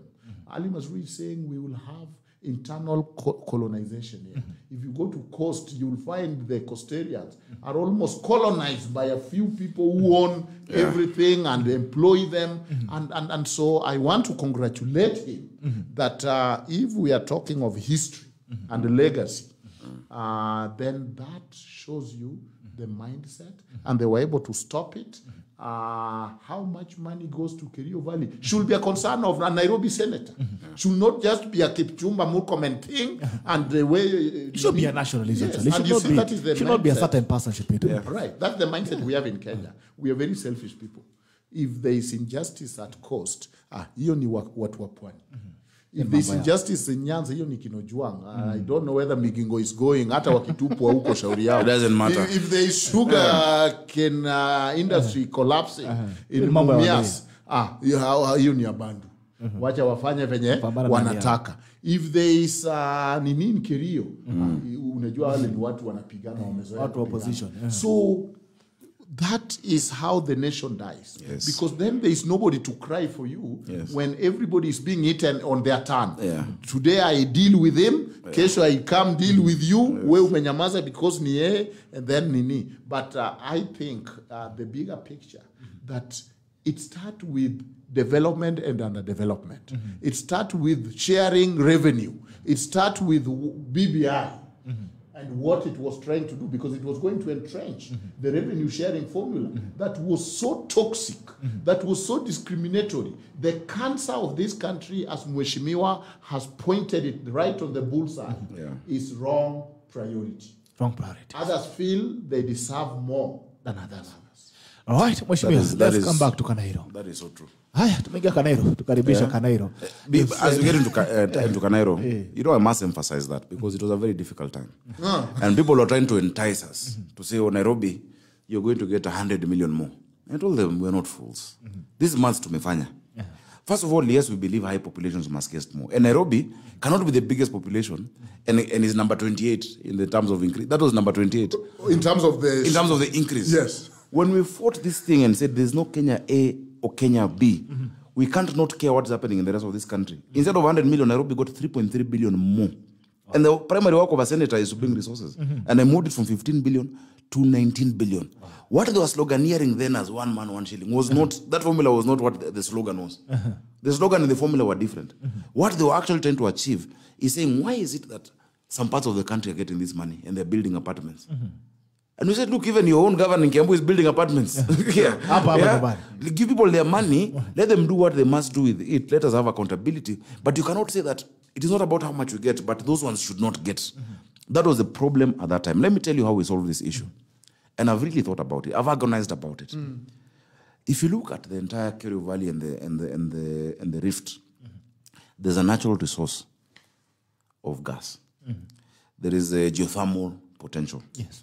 The geothermal potential, and there's a time I sat, out of this research in this area, I sat with then one of the bosses at GDC and some of our energy people, and they said, you know what, we can actually transform our livestock farming through this geothermal. The byproduct of GDC is what? Water. If you channel it properly, look at the economy of water. Look, it's water. These conflicts are based on water and pasture. It's water conflict. It's water conflict. But if you channel it properly, I can tell you, for instance, in this country, 88% of our livestock is in ASL places. Only 14% is commercially viable. Look at economies like Botswana and Namibia. You will transform that place. Those are the ones who will be donating money to us. If you use that water properly channeled through, and there's an entire route map of how it could have been done. The guy is called Simiu. With those ideas he had, he was kicked out. He went home. They said he's corrupt. And he worked with Professor Mkutu. Yes, Professor Mkutu. Livestock farming in this country can transform. And part of what is going on in those areas, because you say, oh, there was cattle rustling because of cultural things. It is business. You cannot have a culture of rustling. It is business. You know, the money they will take for dowry, I'll go take 5 cows from that homestead to Fuate. But they know next time they'll come for those 5 when it is us getting. Exchange. I was in a place in Baragoi, Samburu North, where 1,000 head of cattle disappeared. How can Disappeared. 1,000? If 3 cows pass outside here, we will hear. 3. 1,000 head of cattle disappeared. So what we realized, it's organized crime. They are taken, they are slaughtered immediately. By the next morning, they're at the port of Mombasa. At the port of Mombasa. Export. To the Middle East. Wow. We have not gained from the leather. Leather is huge. We've not gained from that. We've not trained our people how to use bolus technology. So if the government cared, that's what I'm saying, the solutions are there. If we actually cared about these people, that economy would be transformed. But anyway, let's come to Nairobi. Yes. Hanera, you've said, let's make Nairobi work. Let's make Nairobi work. And I would want to know, by the time you're saying, let's make Nairobi work, clearly, you're in other way, you're telling us it's not working. It's not working. It's not working. What are some of the fundamental problems that you think Nairobians have? Do you think? You can list and say 1, 2, 3, 4, 5 in the ugonjwa ya Nairobi. Nairobi, first of all, is not working. When Mama Mwende goes to Mama Lucy Hospital with her ailing child, and this is a story of something that actually happened, cannot get attention, and before an ambulance is even given to her, because the ambulance is sitting out there, the child is to be brought to Kenyatta, it takes hours and the child dies, and the ambulance is there. Nairobi is not working. Oh, yeah. Remember that story? Oh, yeah. It is not working. It is not working if you have to wake up your child at 4 a.m. to go to be in school by 8 because of traffic. This is not working. When our taps run dry, when more than 70% of Nairobians have never had a shower from, vertical. Ni Mando na Mitungi. Nairobi is simply not working. A bottom-up shower. Bottom-up shower. The shower is bottom-up. It is not working. Let me tell you, when we have thousands of our young people with the credentials sitting in jobless corners, having just mogoka, and have no hope, are disillusioned because there's no job and there's no economic opportunities. A lot about this city is not working. And the first thing we want to give the people of Nairobi is order and dignity. A city of order and dignity. That everybody knows this is the rules we abide by. This is the information. This is what I need to know for me to be in this city. And you dignify people's lives. There's no dignity with having to jump sewers to get to your house. There's no dignity. And we've come to accept that it's okay. There'll always be garbage here. That Nairobi will always have cartels.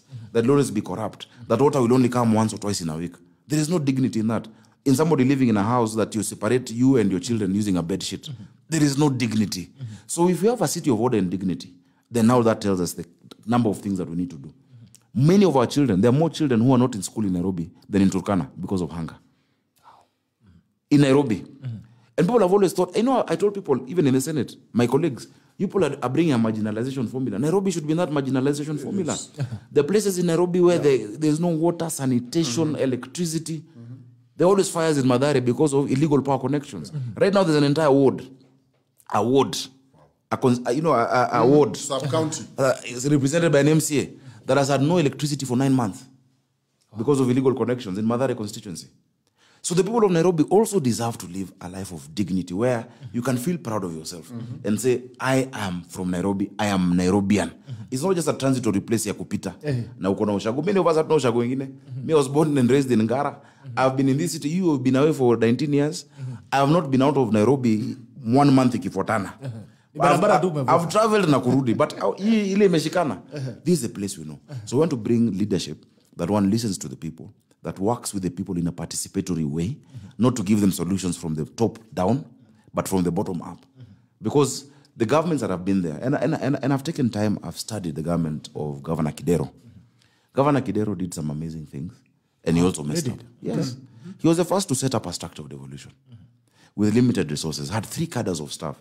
Those he found in the city council, those that were thrown from national government, you can't even say seconded, and those he hired with different schemes of service. A challenge that is still there. And by the time he had to set these things up, you know, it took some time. The first public service board, if you look at its report by Captain Kungu, I think is architect Kungu, it has very important gems for you to learn. And I learned from it. So I learned from his strengths and his mistakes when, of course, there were no proper checks and balances in terms of corruption, etc. Governor Sonko had a heart for the people. He had such a solid heart to help people. I know where he succeeded and where he failed completely. By also being a one-man, you know, this city does not need a magician, one person, to sort out all the problems. And so he could not work with other leaders. So I've learned from the mistakes and the strengths. Shakespeare says, truly wise is he who learns from another's mishap. But the NMS, I've seen what they've gained from and what they've not been able to do. And I think now we're able to present something credible, that from the best of all of these governments, this is what we can present to the people of Nairobi. That move Nairobi forward. To move it forward, order and dignity. This is a global capital, a global hub. How do you have a global hub, 21st century global hub, where the only public thing about public transport is the passenger? How? Wow. That mvua ikinyesha, Literally basi inapanda.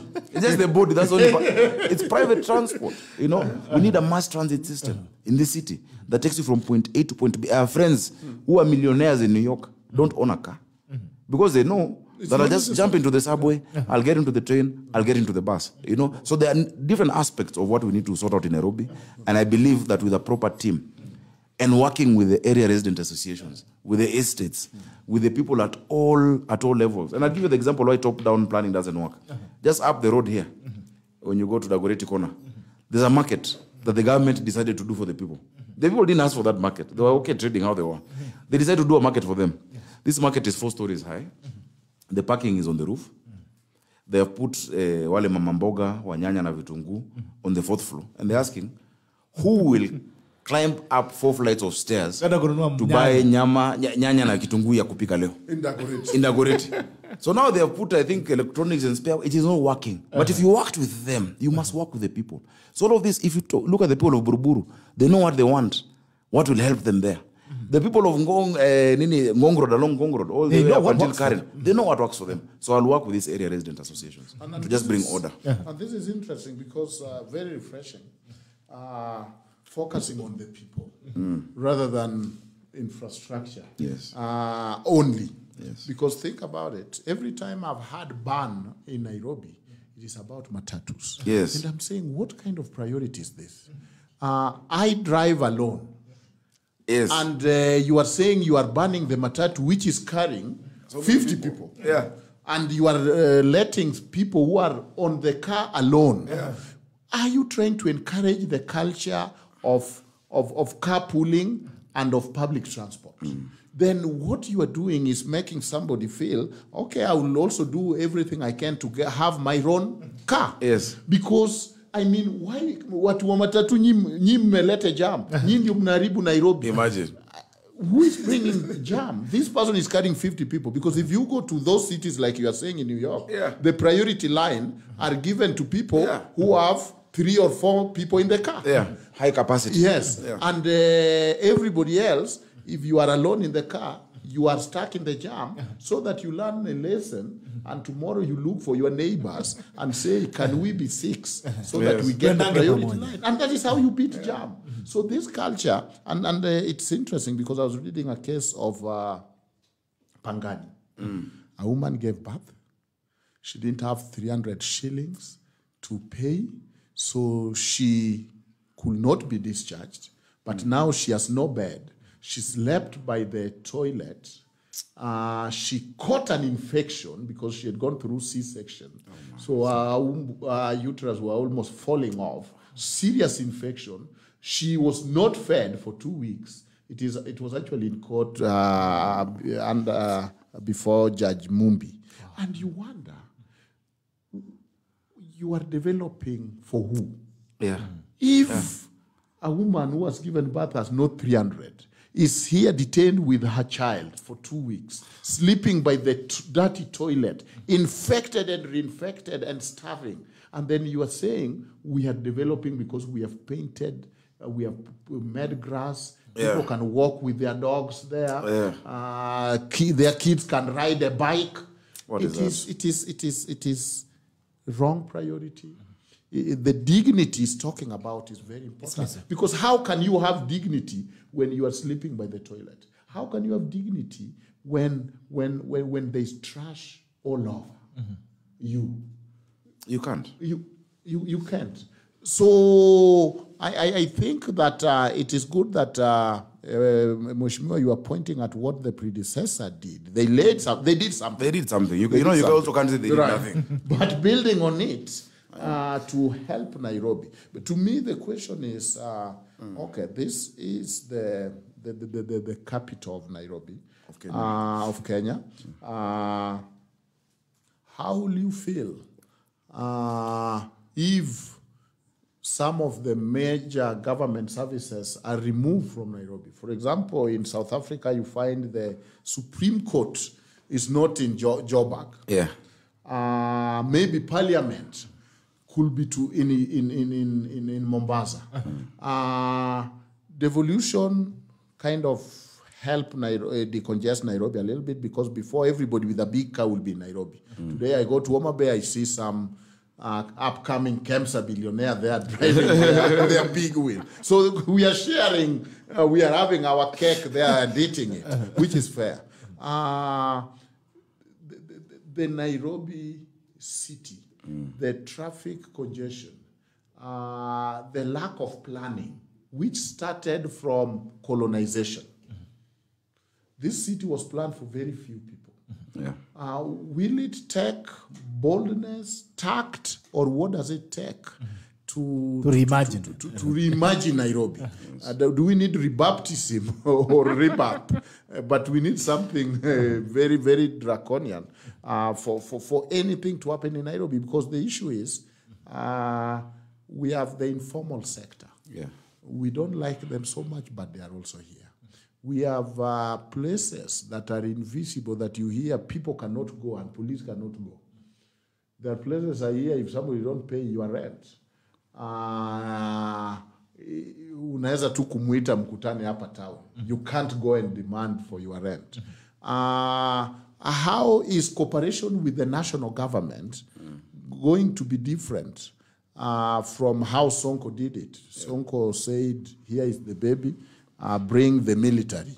How are you going to cooperate with them, adopting some things without being adopted or swallowed? Let me say this, because you've alluded to something that has been part of discussions over time. Okay.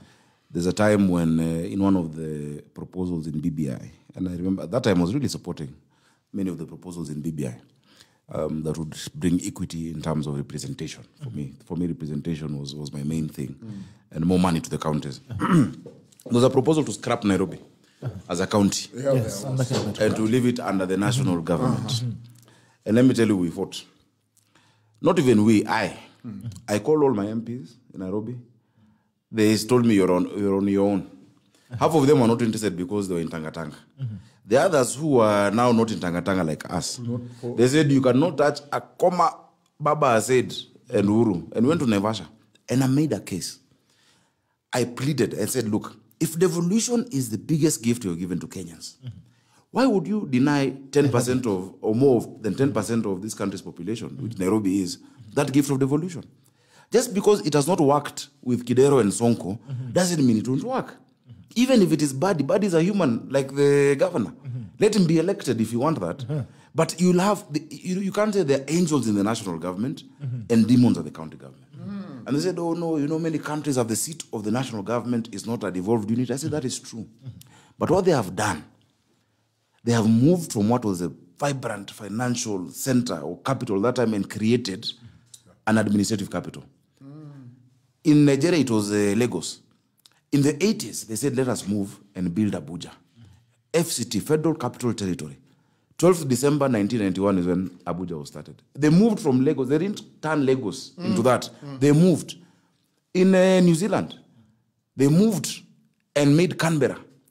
And they created it. In the US, states donated land along the Potomac River to say, okay, let us have the District of Columbia that we donated to become the capital. Let's move from Philadelphia and from New York. Virginia, and work in Washington. And you work in Washington. So that's what you do. So if you really want to think about that, and you see it's a lack of a vision. We can say, okay, Kenya in 50 years, where do we want it to be? Let us go geographically to some the seat of national government, parliament, kila mtu ende Isiolo, if you want that. You know, and build it from scratch. It's a geographical center. We'll then build the north, we'll build the rest of the country, but let Nairobi thrive as it must be.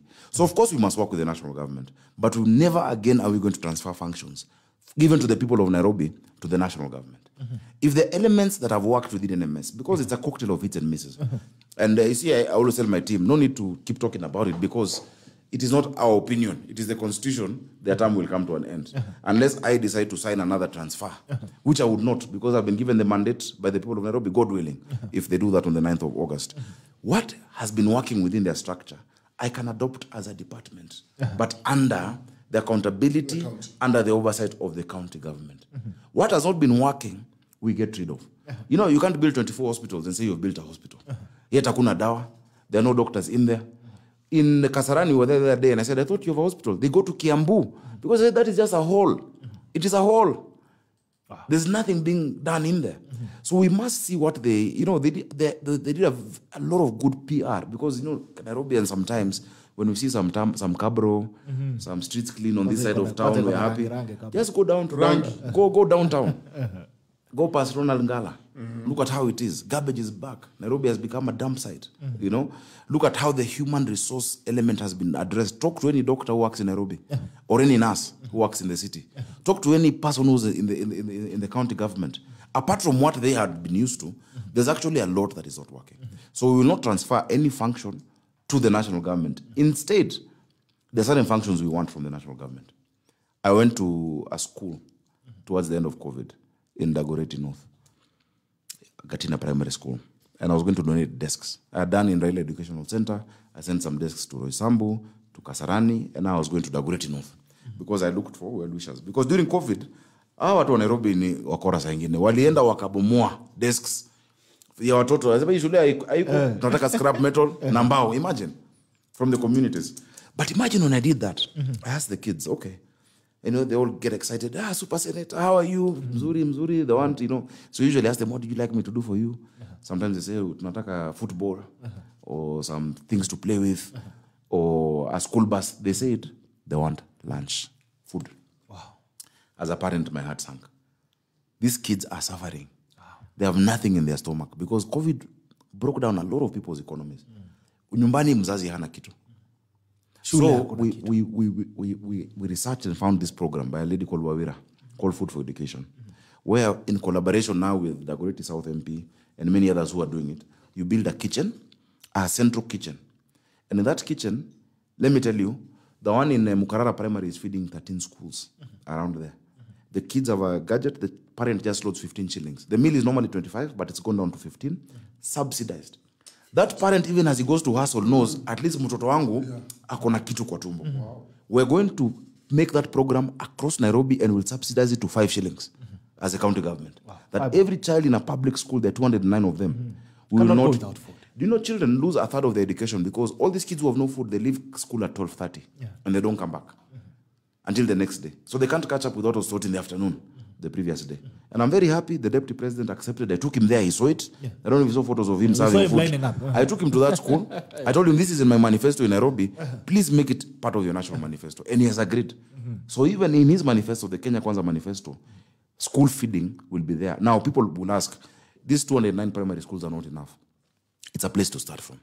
And that model can be replicated. I'm sure many people, because once they see the governance structure is proper, the parents themselves are involved. The people who are cooking there in Dagoretti are the parents of those children. Mama yao, who will accept anything but to be put in that food. These kids are getting 650 grams of food, and believe it or not, they're not finishing. Wanabakisha wanapeleka nyumbani to their siblings or to their parents. Dignity. Dignity to our people. If we don't secure this generation, and so I say, if we look at everything in terms of the kids, we'll sort out Nairobi. We'll sort out a lot of what we need to do in the city. So there is that. There's the issue of healthcare. We're going to sort out healthcare in the city. We have to deal with the human resource aspect of healthcare. We have to deal with the issue, of staffing. People have stayed in the same job group. They're not motivated. Now, vitu ndogo ndogo, you find The nurses and clinical workers in Pumwani hata hawana mahali ya kukunywa chai, kupatiwa chai during the night. So if that person already is frustrated, how will they treat that woman? That's why they're telling them to sleep down there. So we'll not tolerate that kind of treatment, but we'll make sure we've taken care of the human resource. The drugs issue. Pharma and non-pharma supplies. Today, Nairobi owes the government more than 300, I think, billion or something, not billion, million, which can be paid, to KEMSA or to whoever it is, to make sure there is a proper supply chain. You'll never go to a private hospital and find Aga Khan has an excess supply of Panadol and a shortage of Amoxil.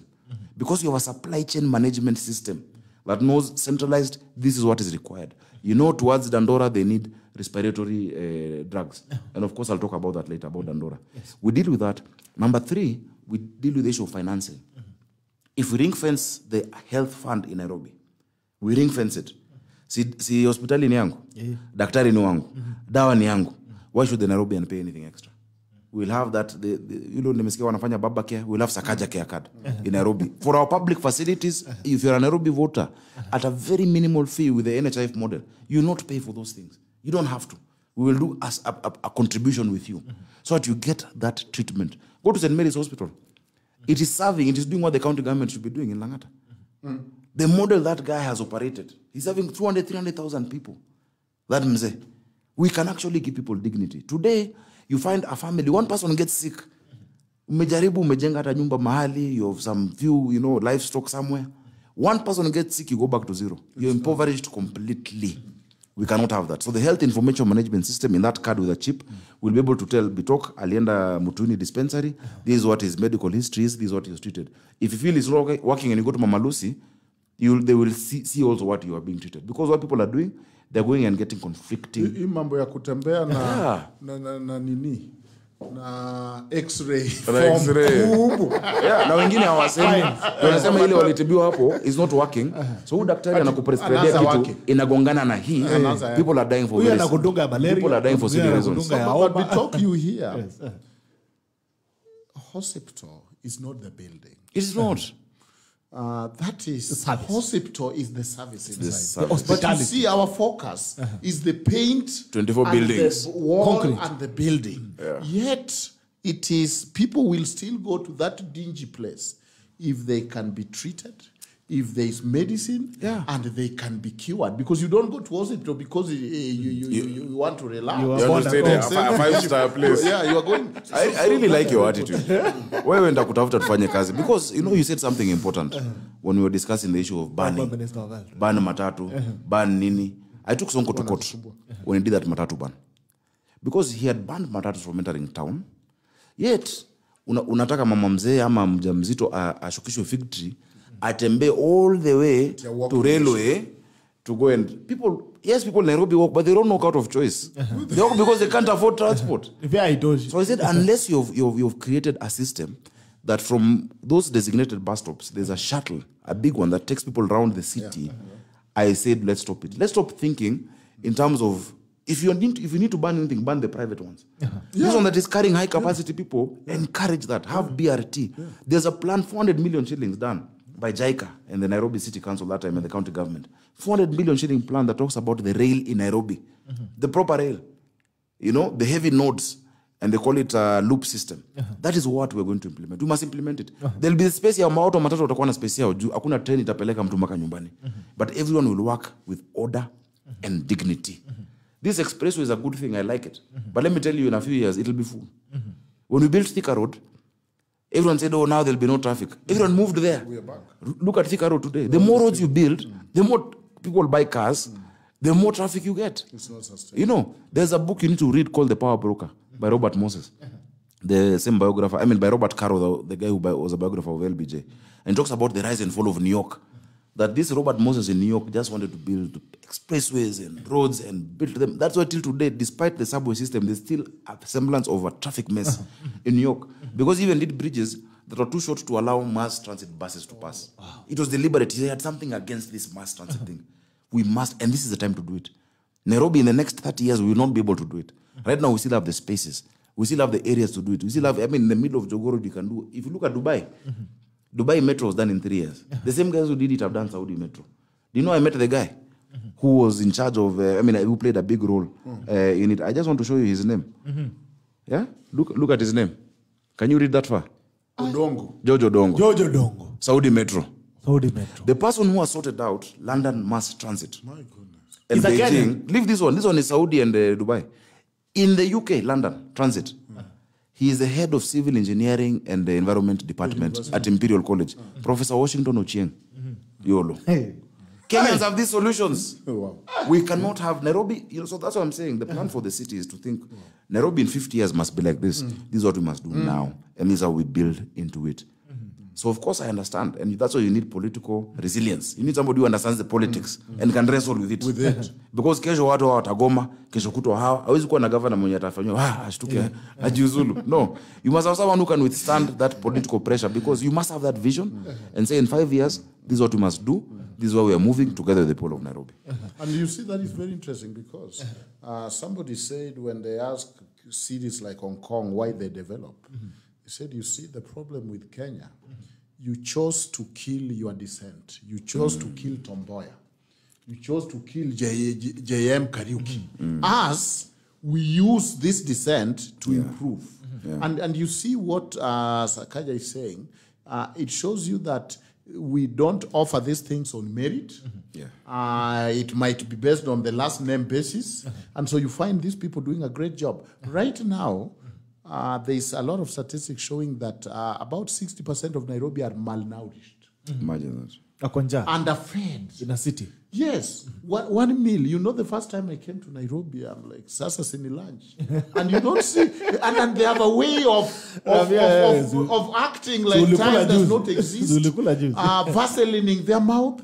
I'm like, no, really? This is Nairobi? So I had a very tough picture of Nairobi and Nairobians. Can you imagine having people who are underfed telling them, as you have your toothpick after Nyama Choma, that it's a walking nation? No, you go walk. You are projecting your lifestyle and your lifestyle disease and your bloated lifestyle on this person who is malnourished, whose job is physical. This person has walked from Kibera to industrial area. As if that is not enough, is coming to carry heavy things. It's a very elitist thinking. I sat with the RMS guys, they were saying, you know, we need to do these walkways and walk paths. Of course, we need them. But the reason was like, you know, how many people walk to work? Let us now provide for them a nice environment to walk to work. They don't walk because they like it. It is because we've not sorted out public transport. Sometimes I stop maybe at Yaya. They all jump in. They are walking. Why are they jumping into that matatu? Everyone wants to get home faster. They're not trying to spend more time with your children. You know, relax because tomorrow is a tough. It's because that 50 shillings, that 100 shillings, they don't have. The cost of living has gone up. Mafuta ya kupika is 400, which was 250. Unga ya 100 is now 210. So we must think, you know, it is like that person who said, give them cake, Marie Antoinette. They don't have bread. Oh, give them cake. That thinking is so elitist. And I told these people, my friends, that is not the problem. They're not working for fun. Let us provide cheap, affordable, reliable. Unajua nikipanda train hapo Karen and there's a parking silo nimeacha gari yangu hapo. I can be in South Sea in 20 minutes. There's a 7 a.m. It moves at 7 a.m., 7:15. And there are companies who even I know are willing to do it on a PPP basis. Not off balance sheet of Nairobi County. But the political will is what has been missing. And I found something very interesting. I was in Dar es Salaam over December. Yeah. And it's in with the BRT. The BRT in Dar es Salaam. Yetu ni lipstick on Thika Road. I mean, you don't even want... Lipstick on a pig. And I saw them doing it. I was in down. I want to go to lipstick. On the inside. You know, marangapi. You know, count on Kenya to bastard this good idea. You see, the problem is we don't have a holistic, integrated transport solution. I sat with the French ambassador recently, and I sent her from France, and they said they're contributing something towards a commuter line from the railway from the airport to railway station. I said, it is nice, but what is the bigger plan? We must have an entire integrated plan and say, this is phase 1. This is phase 2. This is but this is the bigger picture. Sell that vision. You can't say, oh, Leo, I want to do a viaduct on to make a gorofa kwa Langata Road. Kesho mtu afikirie, oh, because I can do this tender to make a BRT on Thika Road. Where is it terminating? Watu wanashukia wapi? And just simple thinking. Before, tulikuwa tunapanda matatu 42 ni number 48. Dandora na Kibira. Town doesn't need to be the central point of where you're getting. And you see, part of what we're going to do to reduce congestion in town is to decentralize Nairobi further. We're going to have 5 boroughs. We're proposing 5 boroughs. Nairobi North, East, West, South, and Central. The person dealing with roads in Kayole does not have to think of potholes in Westlands. The person dealing with garbage in South Sea has nothing to do with garbage collection in Kangemi. You know? And that is what leads to lack of accountability. You find someone who's mbona hapa kuna shida. Anasema, oh, there was a crisis I was dealing with in Mukuru kwa Njenga. That's why Westlands iko namna hiyo. Once you do that, you reduce the number of people who need to come to town. When you have to do your issues with the county government and you're in Langata, you will do them from Langata. I don't want to see you in City Hall. I'll provide for you. First, you'll do them on your phone. That's why I have a deputy who is a systems guy. Chief Operating Officer, ABSA. He knows how to set up systems. It's a digital world. You can now do it over there. But what waache kuja town kila mtu and decentralize those services. But there'll be no, you don't need to terminate matatus and buses in one central place. We can have joining routes across the city based on the flow of traffic. So, I mean, we have all these ideas, but we first need to get elected for us to implement. Ndio ufanye hiyo kazi. Ndio ufanye hiyo kazi. Bora itakuwa kipindi huko nje. No, you'll make it. Mungu mbele. I found it very interesting. I found deep Azimio people saying the only place they will depart with Azimio is Sakaja. And I said, wow. Well, really, I'm very honest. I was in airport on Saturday. My car stalled. I got a mechanic from, I can't remember. He was a lawyer guy. Yeah. I even have his number. Then I just to bounce. So they are very clear. I'd love to say to him, they are very clear that singine tutafanya na Azimio. Lakini muachane. Tutafanya na Azimio, singine tutafanya na Azimio. And you know, he didn't even look like an aggressive guy who take a stand on it. And so I that really gave me a different view that you, by God's grace, might just make it. By God's grace. Because people are very clear about where is Sakaja in this ticket. Yeah. There's something that you've mentioned, Mheshimiwa, and it's about the misdiagnosis of issues and shooting from the the giving. Yes, I give different. Like you're saying. Now, NMS, they're sitting, they know there's a problem. Yeah. They see Kenyans walking. Yeah, so let's help them walk they're better. like, now, let's make pavement for them. They're not wondering why these people. Where are they walking? Where is the, I mean, do you think our leadership is out of touch? To a great extent. One of our leaders was asked the price of bread. He said 500 shillings in 2013. To a great extent. And we had briefed him before.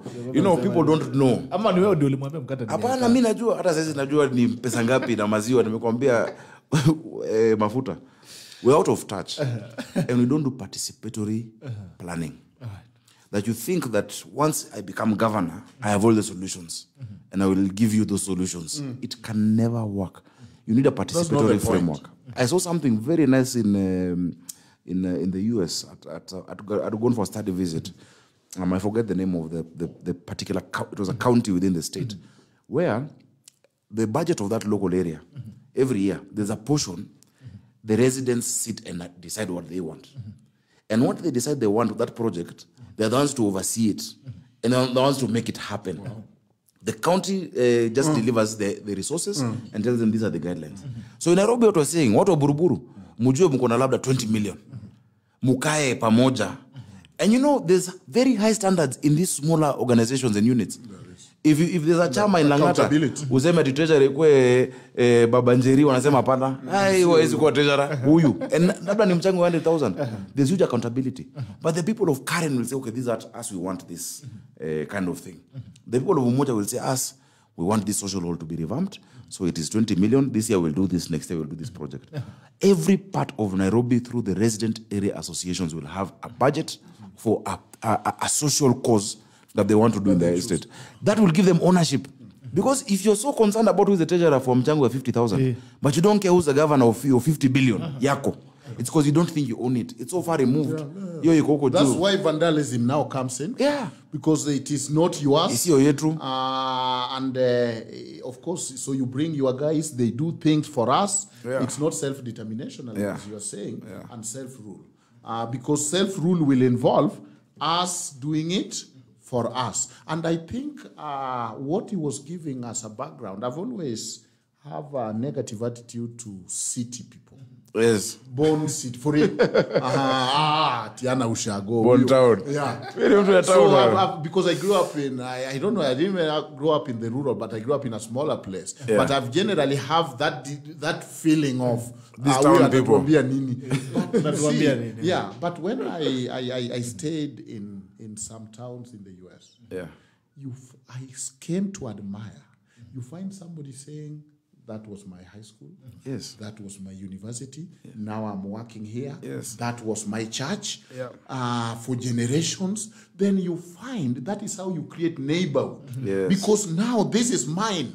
You own it. Yes, and that is what you are describing. So you find somebody saying, I'm going to volunteer as a fire marshal in this town beside my work. Yes. Because it is my town. Because you own it. It is my pride.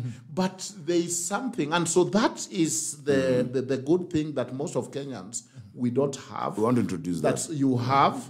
That when you talk of Buruburu, there are people who are saying, this is my place. What Buru? What was Jerry? Because you see, for us, the town you grew up, it's not the town you went to school. Yeah. It's not the town your first job in. Yes. So you don't have attachment.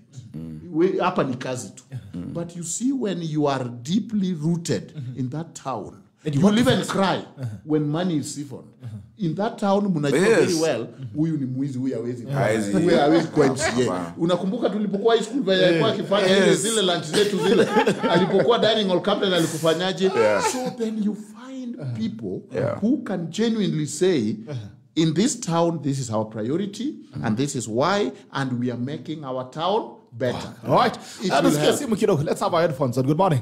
Good morning, Gerald. Good morning to you, sir. How are you? I'm very fine. This is Farid Faraj. Yes, Farid, mambo. Poa sana. Habari ya mheshimiwa. Salama sana, mambo vipi? Salama sana mheshimiwa. I only have a single question for you. Yes. It's about sanitation. Yes. We have a problem with sanitation in the city. If you walk in the back streets of Nairobi, there are a lot of they are dumping there, a lot of garbages, and they're not being collected. One of the slum areas that I've ever been to, like Kawangware, immediately after Briban School, that is where Kawangware starts. Yes. Bongo, Msalaba, Muslim. Papa Sokoni. There is a dumping site that is just on the roadside, and here are people living. What is your government going to do to remove these health hazards that is glaring at our people in Nairobi, so that we have one area that needed for dumping the garbages and where people are living? They should be differentiated. Thank you. Number two, there are a lot of open sewers in Nairobi. When it rains, I think it is time for people to open out their sewers to go with the water, the rainwater. So there's a lot of open sewers in Nairobi. So I don't know how we're going to handle this, because it is a problem that has been there all through. From when I stepped in Nairobi back in 2010, I've been seeing this all through. I hope your government will change on this. Okay. Asanteni sana. Thank you. Asante sana Farid. Na hujasema wewe ni daktari? Hujauliza maswali ya healthcare. Ama uliacha kazi ya daktari? Mimi daktari bado. Sasa sanitation is part of health. Asante. Bunga la mwenye jambo. Preventive. Bunga la mwenye jambo. Good morning. Good morning to you. How are you? Hapa ni usiku. Good evening watu wangu wa diaspora. Mambo vipi? New Jersey. New Jersey. Habari ya Dr. wakili hapo. We are in Dallas. Asante. Na Sakaja, nimefurahi sana mwanzo Sakaja yako hapa. Asante. Tutajaribu kuongea haraka kidogo. Niko na maswali na kazi ninataka kupatia kila mmoja wenu. Kwa hivyo tuanze na Sakaja. Tuko tayari. Yes. Sakaja, mwanzo kwanza nimpe heshima zake mheshimiwa Sakaja. Hujambo? Si jambo. Mambo vipi? Poa sana. Sasa mimi nataka nikuzungumzie kidogo tu. Mimi nataka nikuzungumzie kama youth kwanza.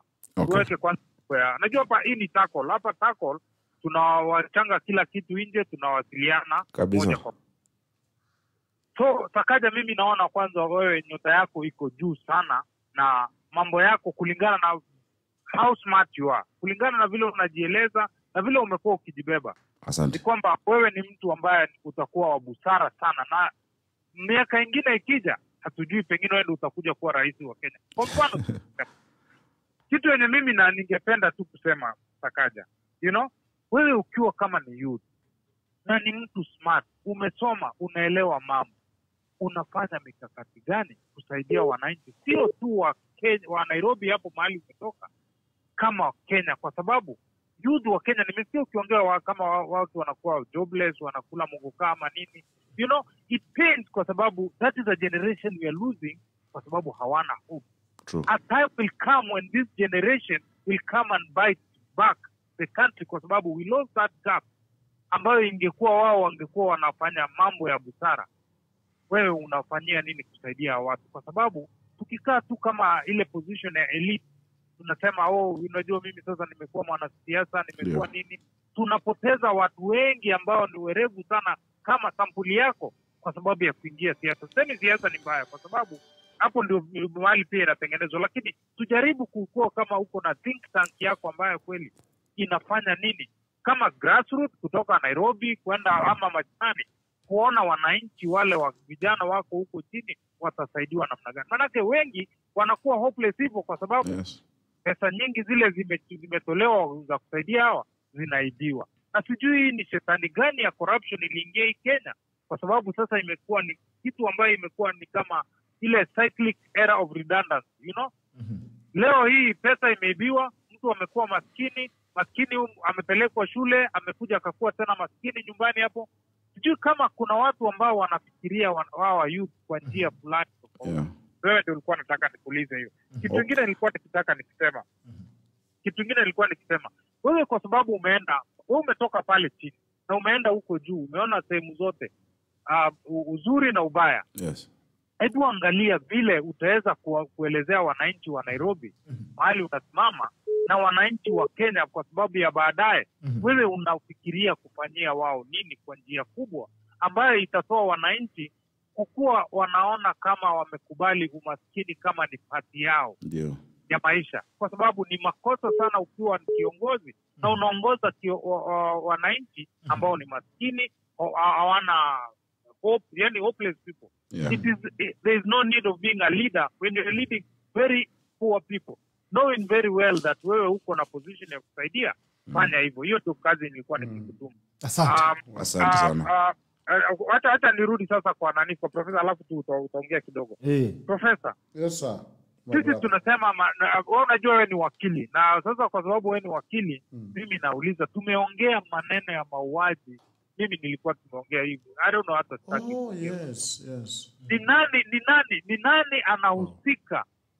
The back of inasimamia nani kwa mauaji kama haya? Kwa sababu ule mtoto anauliwa. Kwanza hebu imagine ile hao watu wa huko ni kwamba they have a lot of tragedies.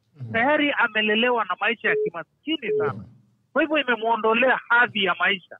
Alafu tena unarudi unamuua hata kama wale ambao wanahusika wawezi hata kuacha tu watu wakae na umaskini, lakini provide security for them. Let them not be killed. Those kids are equally like anybody's kid. It's very painful. Hakuna kiongozi kweli atasimama aseme wao watoto wanauliwa kwa njia gani kweli. Hakuna macho ya mtu yanalenga machozi kwa kuona mchungu. Mtoto amepigwa risasi, mtoto ameweka kidogo hivyo kweli, na huyo mtoto ni sawa na mtoto wako alibebwa miezi 9 kama wewe vile mtoto wako amebebwa. It is very painful. It is very painful. Na kama mimi nasikia tu viongozi wengine wanasema ezitwa, sijui kuna mwingine anasemanga ezitwa, lakini security kweli has it become very difficult really?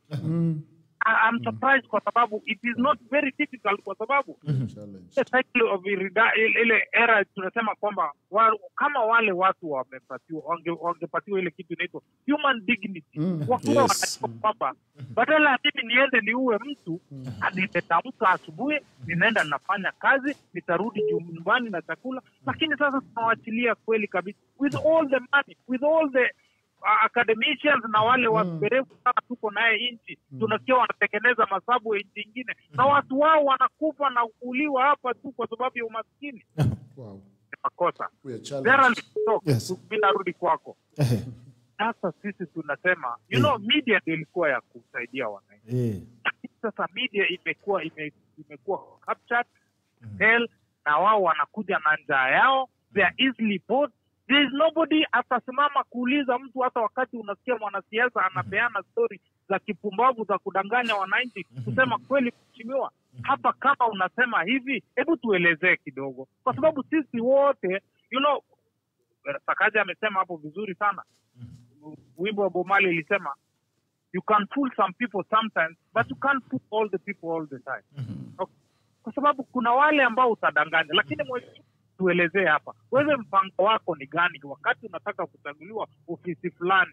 Lakini sasa imekuwa siasa ya saizi na kampeni imetoka idea ya kuelezea watu, kwa sababu imekataa kusimama na kuuliza watu maswali magumu. Imeanza kusema nini? Ni watu gani wako na picha iko na watu wengi? Ni watu gani wanaimba sana? Ni nani anashangiliwa? It has moved. Where are we going back to say in agriculture? Wewe unasema nini? In healthcare, wewe unasema nini? You know, hold them accountable, because this country, people shed blood, people have lost their lives to make this country a better place. Lakini tukifika mahali penye inafika mpaka tunakuja kubaguliwa walai. Kwa rangi yetu, kwa nchi yetu. All I can say, it is you media ndio mnatakiwa kuhold watu responsible na kusema kwamba I can tell you, and I want to Professor anaweza kuelewa kidogo na kuchanganua pengine akisema, nikisema hivi, our country is very, very porous in all aspects. What do I mean porous? It is porous in that we have allowed kitu kama corruption imekuwa part of it. Part of imekuwa ndani yetu, because we've allowed it to be, you know.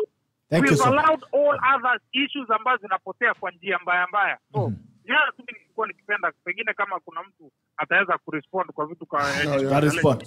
Hizi kama media sio sisi, wale media sisi ni wale media wengine. Sisi tunangangana hapa na tukuli sponsor ya mtu. Haya, bunge la mwananchi, jambo.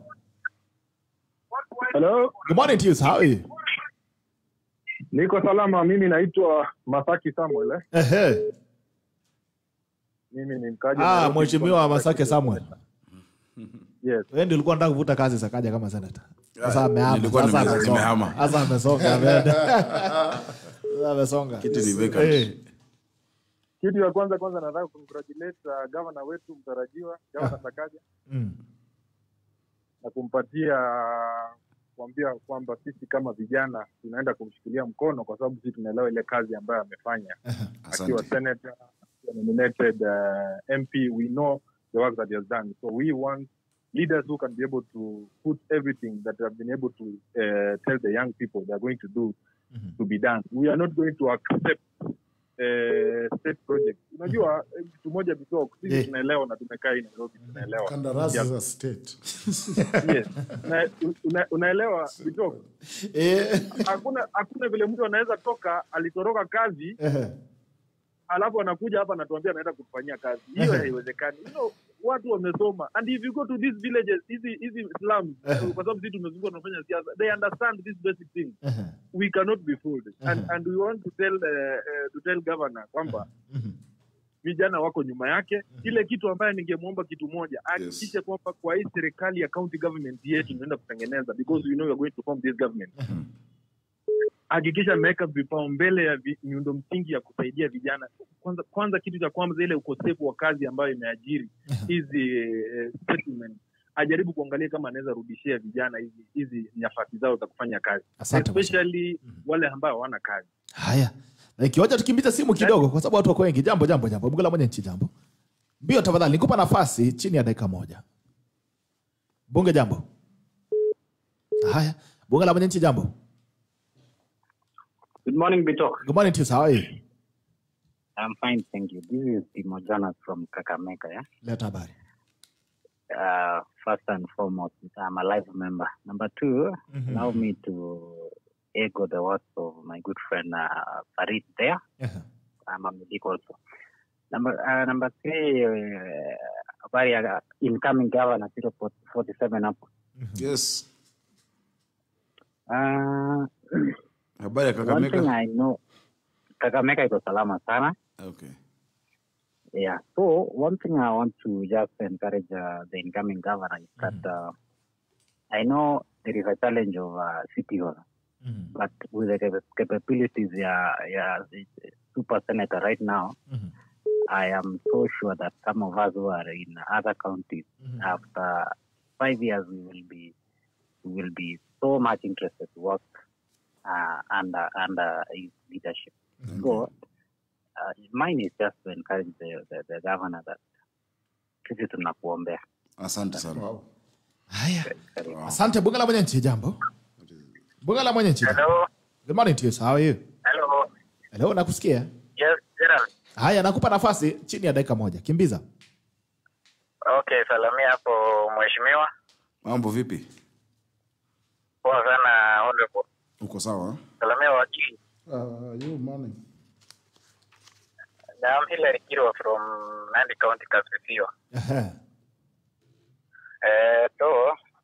Jambo ni ile salamia mheshimiwa na kutakia mema. Acha nimpe mate yangu mheshimiwa, utapenya hiyo kinyang'anyiro. Asante.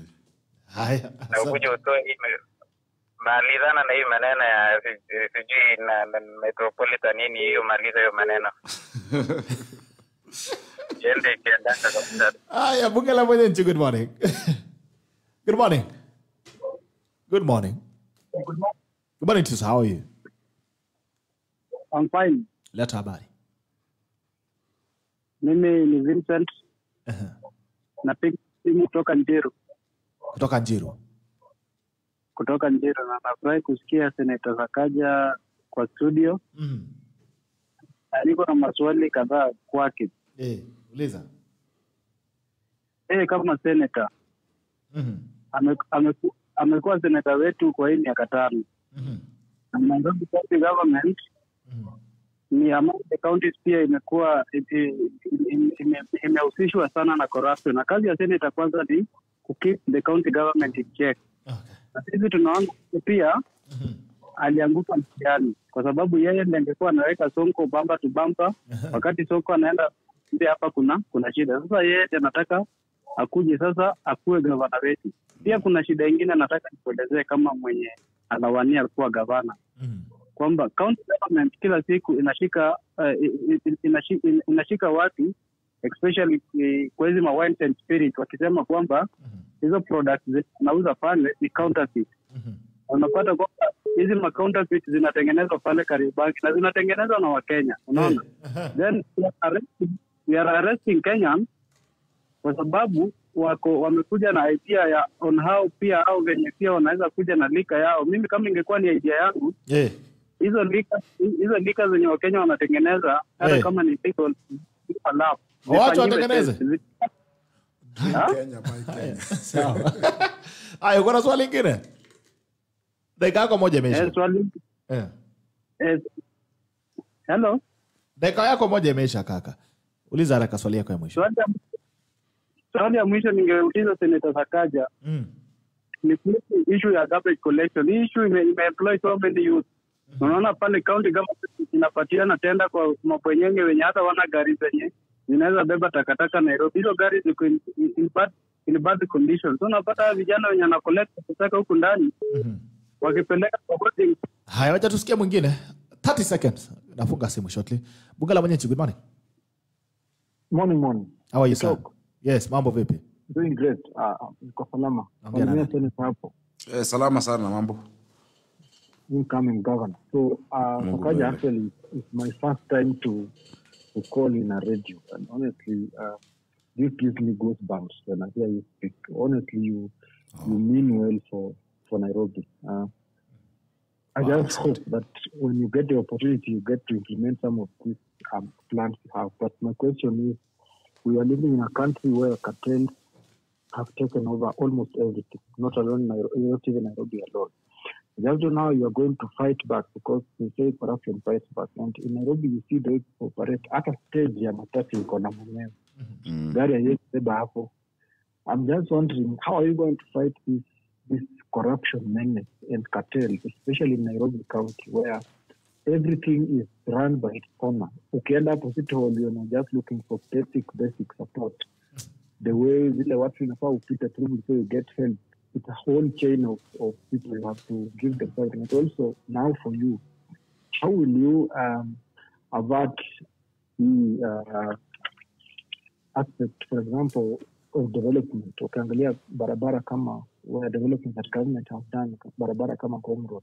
Right. You see, they put drainages. They were very bad drainage systems already. Got a block of collapse. Yet those are some of the projects you see people saying this is our achievement that the government has done. Thank you, bro. Aya, simu ya mwisho hii. Bungala mwenye good morning. Hey, Jambo Gerald. Safi. This is Ambassador Sergeant, eh? Yes, boss. Mambo vipi? Salama kabisa. Bado kwa dunia ya uliama. Ulienda Australia. Ulirudi Australia? Congratulations. Niko fast sasa hivi. You went back to Australia, Yes. Good work first on the studio. It looks all right. Thank you, my brother. Thank you. Very clear as well, and the clarity is great. So my question to Senator Sakaja is that what is his game plan when it comes to the garbage collection? I saw someone there. Yeah. So the entire Waste management system. idea. How is he going to do it? He's elected. Okay. And what has he done so far as a senator to push for the same? Yes. Because we know the city should be clean. First of all, to attract investors, and secondly, in matters of health for the people living within those areas. All right. And another question is, I know the 30 seconds is gone, is the parking issue. I was in Nairobi the other day. Parking is a menace. What is he going to do? Parking norm. Yeah. Okay. Thank you so much, Ambassador. Na usalimia watu wa Path. Na ulituacha huko tuachia madola, ulienda bure bwana. Utatoka sasa. Asante, thank you so much. Asante sana. Thank you, bro. Asante sana. Utanruhusu nifungie hapo, nifungie bunge hapo kwa sababu masaa pia zinatuacha kidogo. Yeah. Thank you and apologies for those guys who have been calling and I was not able to pick your calls. Poleni. Haya, nataka unipe tu dakika moja. Nisome tu comments, watu wa comments pia hapa usiingie sana. Facebook. Yes, Masi Mueni Kalevi anasema Sakaja is the best choice for Nairobi. Asante Mwahabdu. My governor mbele pamoja Nairobi inaonekana kasi. Haya, Tim Kips Ronald bwana anasema Sakaja the best people's finest choice. Masi anasema Sakaja pamoja hadi kwa debe. Willie Collins Miso CK anasema what is Sakaja's plan for the first 100 days in office? Devi Brian Mwange, water shortage and the issue of private water buzzers and cartels at City Hall. How does he plan to stop this? Jane Mombe, dirty roadside markets with Madaskis, kuna daje? Haya, Miguel Joseph anasema this guy deserves the seat. Tuambiane tu kweli. Haya, Fadhili na mami sema just joined. What's Sakaja's plan on NMS? Amesema hawezi rudisha NMS hata if the cows come and move. Dennis Semi Barasa anasema okay, I've seen that. James Miller anasema my governor, asante. Devi Brian Mwange anasema huyo alikuwa sounds like yeye ni supplier ama transporter. Okay. Yes, anasema governor ni Sakaja. Bruce Lee anasema ni cartel, they can come up with their own brand. Okay. All right, I think I've seen some WhatsApp messages here as well. Niliona hapa kuna mtu amesema I have nothing to say about Madharau Day. Anyway, the president is behaving funny. His advisors are advising him wrongly. Soon he'll go after Ruto on this. A man can plan, but God has his own plans for the purpose of his people. George Busolo from Burutana. Msononi anasema Bitok, please do small clips of Sakaja with captions tuzifuate after show. Because huyo mwami point zake ni mengi tu sana. I don't even know which question to ask, which to pepeta and which to leave. Wako sawa sana, by the way. I'm in love with him all over again. And tell him to follow your page on FB Maradis. Sakaja is brilliant. Yes, thank you. So umesikia umefuata page ama ulikuja Kasai. Sakaja can walk on water. Acha nichukue simu moja ya diaspora. One day I saw him walk on water. But there's no water in Nairobi. Keja ndugu yangu vipi? Yeah, sema. Wewe ndio nimesema tu nichukue kwa sababu watu wa diaspora acha tuwape heshima kidogo. Okay, sawa. Okay, Sakaja. Yes, sir. Random Laibon hapa. Oh, Laibon, asante. Oh, ni mtu alisoma Lenana. Okay. Oh, you know him? Yeah, we call each other Laibons. Okay, swali yangu ni nini? There's a lot of diasporans who are traveling back and they work a lot there.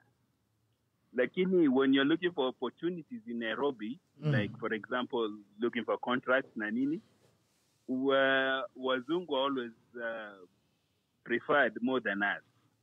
So most of us have to look for Wazungus to front for us. Okay. So what are you going to do about that?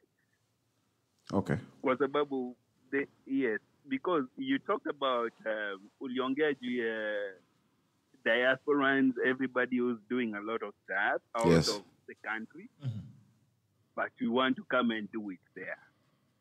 So what is your strategy for pulling some of these talents that we are out here? Okay. Haya, asante sana ndugu yangu. My question. Ndio tukuje so that we can come and invest. Eh. Because it's a lot of us. Thank you. Barikiwa zaidi. Haya, mheshimiwa, nakupa dakika zako back to back 18. I think 16 give me 18 minutes. Asante. Because there are many questions. Kwanza ningependa kuwashukuru wote ambao wamepiga simu, wale ambao wametuma ujumbe kwa Facebook, na wale ambao wanasikiza na hawajaongea. Kuna pia many silent listeners. Internalize the gospel. The ones who are looking and wondering what we're talking about. I am grateful because hata nafasi tu ya kuzungumza na wananchi wetu, you must not take it for granted. So thank you for listening. Nimesikia zile maswali ambazo zimeulizwa. What I'll start with, wacha nianze na ile ambayo labda jamaa alisema mimi ndio to blame. Then I come to the solutions. Kama kazi ya senator, what I have been able to do as a senator. Ni ukweli kazi ya senator ni oversight. You must oversight the county government. Ni muhimu kama senator pia uwe una legislate and represent when issues come. I can give a very brief summary of the scorecard because I was working with with what was available as a senator. I brought legislation. I've been ranked the best performing senator thrice by mzalendo.org, who they look at the contributions, the bills, and whatnot 3 times. When I was in the National Assembly, I had the highest number of bills. In fact, my sister was describing to me that the thing she can say is that I always understand the assignment and perform the assignment. That when I was chair of TNA, at a young age, I knew the assignment is to win. And came up with a team, formed a party called TNA, we won. Nikaenda National Assembly, my assignment was to legislate. I had the highest number of bills nikafanya in the Senate. And I will just give a few examples. Then niseme what happened with Sonko. The most important one, which inajibu PLS swali ya vijana wetu, was when I brought the bill on AGPO. 30% procurement opportunities for women, youth, and persons with disability. Watu wengi wajui, I am the one who brought that bill to Parliament. The first time it was sent back, and I insisted to kapitisha. Counties are not implementing it. The national government is not implementing it. But we brought it, and we've been trying to push implementation. I sponsored and formulated the National Employment Authority Act, which is now, there's even an institution that is dealing with the issues of employment locally, internationally. You've seen what's happening in Saudi Arabia. Umeona ile mambo inafanyika na vijana wetu. Of course, they're not doing everything I wanted them to do. Because part of it ilikuwa kuwa na database ya kusema kila mtu ambaye anatafuta kazi. You go to your Huduma Center, you give your details, documents zako, iwe hapo. So if someone wants to come and employ, you can just check there. I need to know how many geologists are in Taita Taveta. Vijana wangapi wamefanya nursing Nairobi. Ama wangapi, how many cobblers. You don't have that information. There is no policy maker today ambaye atakwambia how many unemployed teachers there. Or how many unemployed, whatever sector, cameramen, people who are in digital. That was what they were forced to do. Because you cannot solve a problem without having information. You need information around it. And our biggest challenge ni ukosefu wa ajira na ukosefu wa kazi. On top of that, nika create sasa hapo walikuwa na board, ambapo on that board of the National Employment Authority, you have, of course, foreign affairs because of international jobs. Kenya is a labor exporter. All these Kenyans in diaspora are there and we are valued for Kenyan resilience, our English, our ability to connect. Uko na foreign affairs, uko na Ministry of Labor. You have the Federation of Employers, an association of manufacturers. Then you have the universities and technical institutions.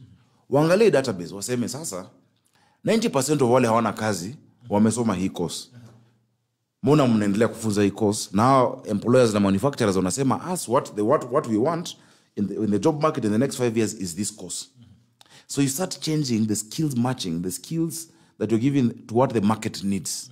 Because many people are in university and colleges today are just postponing unemployment. Wanafunzwa vitu ambayo haitakikani, haitajiki. You know, I will not mention those courses, but you're just postponing this person's unemployment. So lazima huo umematch what the industry needs, what the trends are in the next 5, 10, 15 years. And that is the advice. So anyway, that is one of the things I created. I'm proud that the institution is there. Disaster risk management bill, nime-sponsor startup bill for all of these tech startups that are coming up in this country. Prompt payment bill, kuhakikisha suppliers wanalipwa in the correct time, not just in the public sector, but also in the private sector. Legislative proposal on national school lunch, what I explained about feeding the children. Vitu mingi. Oversight and representation, of course, increasing Nairobi revenue from 15 to 19 billion. Artists kupata better skiza tunes. Ambano started that fight in 2015 with Bob Collymore and the president. They were getting sick. Mtu anaimba mziki yake, and the creative arts is a frontier for employment. Unaimba skiza tuni yako, out of shilingi moja, you get less than 16%. Out of 100 shillings, shilingi 5 ndio inaenda kwa musician. Wengine wanalamba hiyo. Sijui Huawei, sijui Safaricom, sijui Tax. Everyone else was getting more than ule ambaye ni skiza tuni yake. And skiza tuni is the biggest place our musicians are making money today. That's why squeeze was mambo ya piracy. They don't care about piracy yet. Kutoma CD na makaset. It is digital. So we've lobbied for it. Now we've come to 41%, and I'm pushing for it to hit 50% before the election. And ideally, we can do that. Kumekuwa na regulations on importers. Kule Nyamakima, kule Dubois traders, Kamkunji. I'm the one who stopped it. And I interacted with them. Nilipeleka Nzioka waita mtu state house control, chief of staff. I took him mpaka Nyamakima akae asikize hao watu. Tukapeleka kwa rais. Because walikuwa wanakuja wanapiga watu wafanyabiashara wetu, wanasema hii kitu unauza ni counterfeit. Na mtu anauza vuvuzela. How can a vuvuzela be counterfeit? Vuvuzela. Ama duvet. Hata unaweza puliza na mdomo. How can a duvet be counterfeit? Inafunika mtu. It's a traditional instrument. But these people are doing trade. So the bulb I'm selling might not be Philips. But inawaka. Na kuna mtu anataka hiyo bulb ya shilingi 50. Wewe uza yako hii bei. So we've tried to get an understanding. As long as you've not mislabeled it. And that's why that guy of Wines and Spirits nilikuwa namwambia hii Kariobangi Waters ni sawa, lakini wasituambie ile yenye ametengeneza ni Jameson. Waseme tu hii ni Kariobangilika ukitaka na ina taste hivi. Unakuja na ni pesa hivi. But sasa ukisema this is Hennessy. Jameson fake bana 5,000. Because and you see the reason we have a bureau of standards. People can even lose their lives if we don't check the quality of those things. So usiseme ndio ni sawa na ni Wakenya wanatengeneza. Let's build it to eat hii ni Kariobangi Waters ama to eat Kenyan names. Kuna mtu aliniuzia nyama ya punda. Ulijua ile ya punda. I felt it. Yeah. So I dealt with that issue. I dealt with there was a ban on importation of used car spare parts. Watu Kinyaga road traders nikaleta kwa Senate. So I've done all that work. Sonko himself I took to court. Not once, not twice. Because you unaleta vitu kwa Senate, resolution natoka na kuna kitu inafanyika. I stopped the thing of the ban of matatus. Wakati sasa akakuwa impeached, of course we had to do what had to happen. And the people asked, why did you abstain? And I say, that is a vote. I would vote again like that. Because to abstain, you have to press that button. It's a choice. You either press yes, no, or abstain. And these are the reasons. The tradition in the Senate is when there's a matter concerning your county, you let other people deliberate, you give your views, but you do not make a vote because of conflict of interest. Everybody knew I want to be governor. Nikasema yes, aende, inamaanisha I'm trying to kick somebody who's down, ndo atoke. Nikisema no, inamaanisha I am accepting what he has been doing. Of course, the threshold of evidence is lower in the Senate. It's not a court of law. It's above balance of probabilities, lower than a reasonable doubt. So it is not si kitu ati unaweza funga mtu nayo, but it's a political court. It's a political court. So that's how we chose, na ikaendelea namna hivyo. But I did my part in terms of oversight. Oversight haiko ile ati kupiga ngumi kwa ukuta kama vile alikuwa anafanyia Kidero. Oversight was raising issues on audit queries. I've raised it. There's no senator who's raised issues on their county more times than me, and you can check the answer of the Republic of Kenya. So that is the answer of what has been happening. The question of garbage collection, watu wengi wameuliza. The problem is this. Garbage collection has been commercialized to be a very opaque business in Nairobi County that has no oversight. Ambapo, unapea makampuni lots. Wamepatiwa section hii, section hii, section hii. Wanalipwa kwa kulingana na the kilos the truck is weighed at Dandora dam site. That is the wrong way to do it. Haujui kama hiyo takataka ameleta Dandora dam site imetoka kwa area yake. And no one is oversighting it. Yes. So wanachukua hapo around. In fact, wengine wanaeka maji kwa hizo truck zao, wanaongeza kwa takataka, they go, they do many trips. So the first thing that we're going to do to help us tackle this, of course, is that structure of the barrows, that the garbage around this area is managed in this area. It is only that it is removed to a central dump site. And the reason for a central dump site is that now we can produce energy, electricity. Nairobi, Nare, light. Dandora dump site can do it. Just the lighting. All our street lights will be lit from that Dandora dump site. The problem has been political goodwill. Na juzi nimekuwa kanisa AIPC Dandora, the MP alisema ni sawa, the MCS, so immediate. There are many people who want to do it. Ubaya zile serikali zingine mtu anakuja na idea, wanasema nipatie kwanza 60 million yangu. Nipe kwanza 50 million ndio ufanye project. It's for the benefit of our people. I went to a place in Canada. I was taken there by some friends. Kuna mahali, the dump in Toronto is bigger than Nairobi. Toronto is bigger. Hakuna inzi, hakuna harufu. Because how they treat that garbage, once it comes in, it is recycled in, apeleko hapa, and they produce. We can produce fertilizer, we can produce plastics, we can produce things for even our signage. So vijana wetu watakuwa wanafanya aggregation through their companies, mitaani, because you've talked about how do we give them hope. They'll do aggregation through their companies, wakizileta in central places every single day. I grew up in Nairobi, ambapo ulikuwa na ile kamero. Takataka ilikuwa inachukuliwa, unajua. Twice a week. Inakuja, ilikuwa inaitwa kamero. In Nairobi. In the 80s and 90s. Hapa nao walikuja baadaye kuharibu. Before, let me tell you, the city used to be washed with water and soap. The streets. We can bring that back once we've stepped down that devolution. So let's kwanza tusikubali ni sawa kuwe na takataka kila mahali. No. And then also I must do my part. And I'll do my part as a governor by providing the systems ya kuokota. I'll provide bins. Say unatembea hata unajua mahali ya kutupa takataka. You provide those bins. But even you as a Nairobian now play your part by putting your trash in the right place. So huwezi kuwa nayo takataka yote unapata mtu from matatu anatupa karatasi nje, throwing banana peels outside. Let us all play our role, but it is my responsibility to do it. So we'll deal with that. Now the issue of water. Or do I go to that last? Because I think water is very important. Amezungumza mambo ya open sewer, sanitation. All of that has to do with water. Water is very important. Now Nairobi, and natapeleka watu pole pole ili waelewe ile shida ambayo tuko nayo. Nairobi has 4 water sources. Yeah? The first water source for Nairobi is Kikuyu Springs. Kikuyu Springs was developed in 1907. It provides 1% of our water. Its capacity is just 4,000 cubic meters. But that was the first source of water uko near the Kikuyu University, the campus, Kikuyu campus, hapo chini. It still brings it, but 1%. The second one that was developed was Ruiru Dam. That is 1936. Okay. But Ruiru Dam, which comes now all the way from Githunguri, Kabete, the treatment plant at Kabete, hiyo inatoa 4% of our water. Okay. After Ruiru Dam, now we have the biggest one, which was done. First of all, Sasamua, also naisemanga vibaya. Kwambia ni Sasamua kwa Kiluya, but they call it Sasamua. Iko Njabini. That one gives us around 11%. Okay. 61,000 cubic meters inakuja, treatment plant. And the final one, our biggest source today, is Ndakaine, Muranga, ama Thika Dam. It's called the Ngethu Gigiri system. That is 84% of our water. All of that is Kikuja Nairobi, give us 525 million liters of water per day.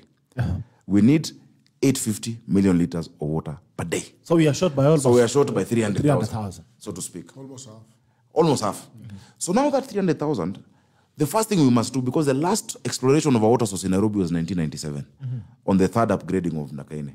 We must explore new sources. And that's why the Northern Collector Tunnel is very important. Because here, itatuongezea another 140 million liters per day. A bridge your gap in terms of the quantity. So the first problem of Nairobi is the quantity. Now that one will end in 2023.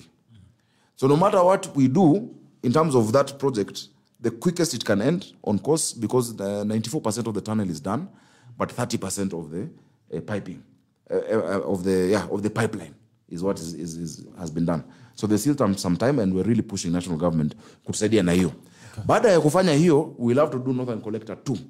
Which will be 2028. So the first problem of water is the quantity that comes in. The second issue then now becomes a distribution. From where it comes in, there are areas in this city that still have no piping. I'll give you an example. Ile nye natoka pande ya Kabete to the Gigiru treatment plan. There's one, for instance, there's one pipe, 1.2 meters in diameter. Inatoka hapo, KIST, Kiambu Institute of Science and Technology, Starehe Girls, USIU, Roysambu, Kamiti Road, KU, Kahawa, Mwiki, Tunjiru, Ruai. Huko chini hakuna maji. Kabisa. If you open, there is nothing. There are areas in Nairobi that have never even had pipes. If you move from Karen, this side of Ngando, now is when we're now doing the piping. So the distribution system also must be done and must be maintained. But this is where the challenge came in. Wakora, wakaingia. Wakasema sasa, sisi tunaweza funga maji in these areas. So unapata actual physical levels closed in some areas. Mtu amejenga kibanda hapo, it's locked. No one knows hapo ndio imekatika. Water bowsers zinatoa maji hapo. We have 43% non-revenue water in Nairobi. Non-revenue. Out of this 525,000 we're getting, 43% inaibwa. Hiyo ndio bowsers. So bowsers mingi zinachukua hapo. Mingi ni boreholes. Many are doing it properly. But zingine ni hiyo mambo ya bowsers. So what we're going to do is use SCADA. You know SCADA technology ineko kwa pipeline ambayo system uko nayo. Mimi kama governor naangalia simu yangu naona maji imefungiwa hapa Mwiki. Mali menyonywa. Exactly on the map you can see. SCADA technology. And the partners who've been willing to give it to us. I don't know why there's been any resistance. Naona ni Langata. Why does Langata have water problem all this time? Ni kufungwa. Sengine unajua wakiamua kufungua inafunguka maji tena kila mahali. But we need to maintain that. And after that, now when we think Nairobi of 20-30 years, other sources will have to be developed. Northern Collector Terminal Tunnel 2, now from Maragua River, will have to be done. Then we'll have to even ultimately go to Aberdares and Mount Kenya. Now the other issue is boreholes. Water harvesting and boreholes. Now the NMS did a good job. Walitengeneza boreholes kadhaa ambazo zilikuwa zinafaa kupatia wananchi maji. Zingine hazifanyi because of human error. Unapata pump nini, but we'll make sure it is done properly. So these areas where, for instance, I sat with the Ngando landowners and we discussed the issue of piping zimefanywa lakini maji hajaletwa. So these are boreholes tuwapatie iingie kwa hiyo system, because wanasema there's no dignity kwenda kubeba mitungi kila saa. Mmejaza mitungi, everyone, if you look at the front of people's houses, ni mitungi. Yet the piping system has been done. So I've said I agree with that. I'm pushing Muguna of Nairobi Water to allow us to do that in those areas that the piping has already been done.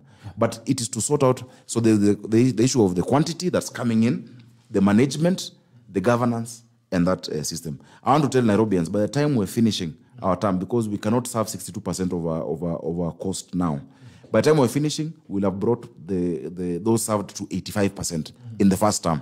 By the second term, we'll have fulfilled all water requirements in the city. There'll be a tap in every household of running water. You can't have 70% of Nairobians who have never had top-down shower ni bottom-up. Higher. The next question, and I've just given a summary on water. I can give you details, including the pressure and the diameter of the pipes. I've studied this thing because it is very important for me. And not to make false promises. Chizi ambayo watu wa Nairobi nikikuwa governor, by 2 months kila mtu atakuwa na maji.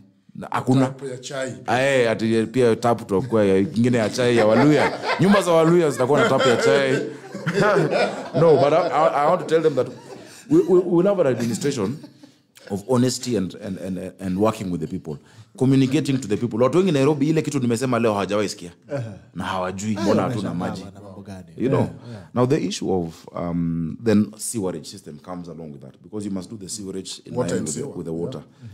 There's the entire place of Ruai sewerage. Some of it had been grabbed. It has been reclaimed. We need to make sure that that termination is done properly. There are people who have done a tender, more than $1 billion, just because they wanted pipes. They were advised by the people of Nairobi Water that this pipe is not compatible with our system. Waka insist. Vile wamekuja wamezileta kila kitu ikapasuka because of corruption. So just having a corrupt free. And that comes to the question of this guy who's asked me, what was City Hall ambao unaambiwa karatasi hii toke hapa, karatasi ingine. Yesterday I was in a place called Cultivar. And one of the guys who's the manager there, akona wines and spirits Buruburu. Akaniambia nililipia hii license in January of 2022. Nimepata the license actually in May, because watu wanataka 20k hapa, peleka hapa. I told him what we're going to do in Nairobi is this. One, we must reorient all our staff. Na najua wengi wananisikiza. We must change our attitude towards business. Kazi yetu ni ku encourage and to build business, sio kufinyilia. Kazi ya Kanjo si kufukuza hawkers. Sio kwenda kufunga biashara. Unaenda kwa biashara leo mtu anakuja anakuuliza wapi fire license? Yeah, 4,500. Unalipa 4,500 for fire license, you're given a piece of paper. As if that will help you in the event of a fire. It will be fodder for the fire. Ukiwaka moto unapepeta nayo. After fire kuna mwingine wa food and health. Kuna mwingine anasema hao wanaambiwa you must have a plastic dustbin, yet they use their cartons because the idea is just to collect the trash. So number one, we'll have only one license in a business. Even if the other statutory requirements, GMCSK, PRSK, mimi ndawalipa kama governor. But any business in Nairobi will have one license with a QR code, and the inspection officers, there will be one designated officer in an area. Si ati leo huyu anakuja, kesho ni mwingine, after 2 hours ni mwingine wa maji, mwingine anakuja, because you are harassing businesses. So we must reorient our thinking towards business. Huo mtu akaanza kuja kwa duka yako ni kukuuliza, Bitoka, biashara iko aje? How do we help you do better? Shida iko wapi kwa duka yako? Tusaidie. Sio tu fine. Una uniform ukitafuta makosa right now, if you look at me, ukiamua utafute makosa utapata hii sweater sijui. You will always find a mistake. I will encourage my staff, and we'll have to reorient because it's culture change. If we build these businesses, we will raise revenue. Hii mambo ya KRA collect revenue Nairobi na GSU itaisha. You cannot have KRA going around with GSU waneka wa mama kwa hizi these tetanus filled contraptions that are all unroadworthy. Uneka wa mama ndani because of 50 shillings in the market. You cannot do that. You can't. You need to. President Kibaki is a hero. He used to say kulipa ushuru ni kujitegemea. He'd explain to us the value. Kenya revenue went up. 93% of our budget was coming from our taxes. Hakuna pesa ya mzungu ilikuwa nalipa school fee, mwalimu, ama daktari, ama kunua dawa. But see now when you're using policing to collect taxes, force. When Sonko was governor in Nairobi, before NMS, we were collecting 12 billion, 11 billion. Today, KRA, when they took over, they have not gone beyond 8 billion. Wow. And you're saying this... Even with the military? Yes, with the military. Because wanaambiana, ujamali naambia wanaambiana. Wakiingia, for instance, Buru Phase 1. Si wako kwa WhatsApp groups. Duka zote zingine mpaka wanafunga. Of course, they'll start with Phase 5. So wanafunga. So mnaenda hasara. You're strangling the goose that lays the golden egg. So we must reorient our attitude. We want a pro-business Nairobi. Pro-business. That if you have an idea, you know you can thrive. This is a land of opportunities. That's why we're saying a city of order and dignity, hope and opportunities. Ama vijana wetu ambao wanasema wako na shida. What we're going to do, sinileta hiyo sheria AGPO. I'm the one who brought it. We're going to help them form those companies and those circles. Every ward in Nairobi will have a 50 million shilling fund per year for businesses. Na sio kupeana na tina MC ama na nani. It is us who are going to identify properly with the community and the area resident associations. Hawa vijana wanafanya kazi ya chipo. Hawa ni kaosh. Young people don't want their solution to just be cautious. They want to be like you, Chris. They want to have a studio. The guys who have talent. Once they portray that, we have community-owned enterprises, which we're going to do. 50 million a year, once we raise our revenue. Because with my DG tumesema, our target is to take Nairobi revenue up to 50B. And it is possible. When we increase compliance, especially mambo ya rates and whatnot, we can increase it. Once you increase the revenue, it will be 100 million per ward. We can do it. You can't have a budget where more than 90% of it is emoluments and creation and trips. No. We have to reorganize it so that we give those young people hope. The biggest threat in this country of security is not Al-Shabaab or Al-Qaeda. It is millions of disillusioned, disengaged young people with ideas, with broken dreams. But broken dreams. It's a valley of broken dreams. Let me tell you, I tell these young guys, ukiniangalia mimi ni kijana kama nyinyi naambianga hivyo. Ni vile nilipata nafasi. I got an opportunity. My work is to create opportunity for you people in the area of talent. So there are many questions about our diaspora, but they are very important. Part of what we're going to do, to sort out these challenges in Nairobi, whether it is infrastructure or whatnot, we need a whole lot of money. Now that money cannot be found by that revenue share. The trickle down, there's 15 billion now, moved to 19. That Leo control of budget and natoa kesho atoi. It cannot be sorted out by what we're collecting only. We have to be very innovative. We have to partner with the diaspora, with partners out there, PPPs. We're going to have an infrastructure bond for Nairobi. We say this one is for mass transit, guaranteed by the national government. Kenyans out there. Yes, let Kenyans buy into the Nairobi infrastructure bond for this, and I know it's for this project, and it is for this specific project. Si kama Eurobond ilikuja tujui imetumiwa na nini. This will be now, this is for Nairobi rail system. Wow. Put your money and you invest in it. And we'll have a diaspora desk. Not because we are foreign affairs as one of our functions, but because Nairobi is a global hub. There are people out there who know Nairobi more than the name Kenya. Yes. We want to create a vibe about what Nairobi is. You must create the spirit of this city. That diaspora desk will deal with our Kenyans out there who want a way in to work with us and to give them information. You must have at the touch of a button. This is what it takes when you land in Nairobi. This is how to start a business. This is how to get a taxi. This is how to get a plumber. All of that using technology that Njoroge Mushiri, my DG, is going to be also in charge of. So there are many things. I know time is running out. I don't know whose question I've not answered. Mambo ya harassing nimesema. We have to. Of course, the county must be kept in check, and that's why I hope I get a senator who can also be able to do that. I'm grateful to Elsema Tinyota Ikoju as a youth. I care about these young people, and I want to give them opportunity. And I tell people, if kama mimi nimezaliwa Ngara, nimesoma Kenya from nursery to university. In fact, the only school yenye nimesoma ya nje has been by correspondence with the University of London. That's the only one I've ever done that is not here. Zote zingine, undergrad ya kwanza, ya pili yote hapa, Nairobi. So I'm telling, kama mimi nimetoka Ngara, nimeishi mitaa, nimeishi kwa hizi chum, I can have made it. We can also make it. So I tell people, let's look at Nairobi, not in terms of what it has always been, with the ills and the challenges, not in terms of what it has always represented, but in terms of what it must be, and a cross-party divide. And I'm glad our friend has noticed that. Ojonga amesema, because mimi naambianga wa Kenya, nenda huko nauliza watu wa Nairobi, hapa kuna pothole ya Wajaluo, kuna njaa ya Mkikuyu, kuna ukosefu ya maji ya Wakamba. Is there a lack of jobs for only the Kisis? Our problems are the same, no matter where we come from in this city.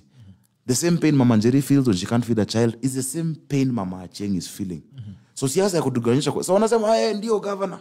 Naambia vyama ni ngapi? Vyama ni mingi. The governor ni mjamo.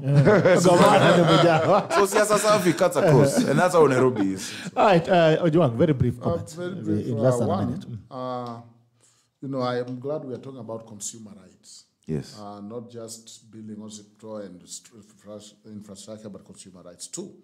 We know very well part of the commodification and thingification of water was done by Martha Karua with the World Bank. It was a big debate, but she privatized and came with the issue of selling water. She need to carry that cross. Every time you are thirsty, look at Martha.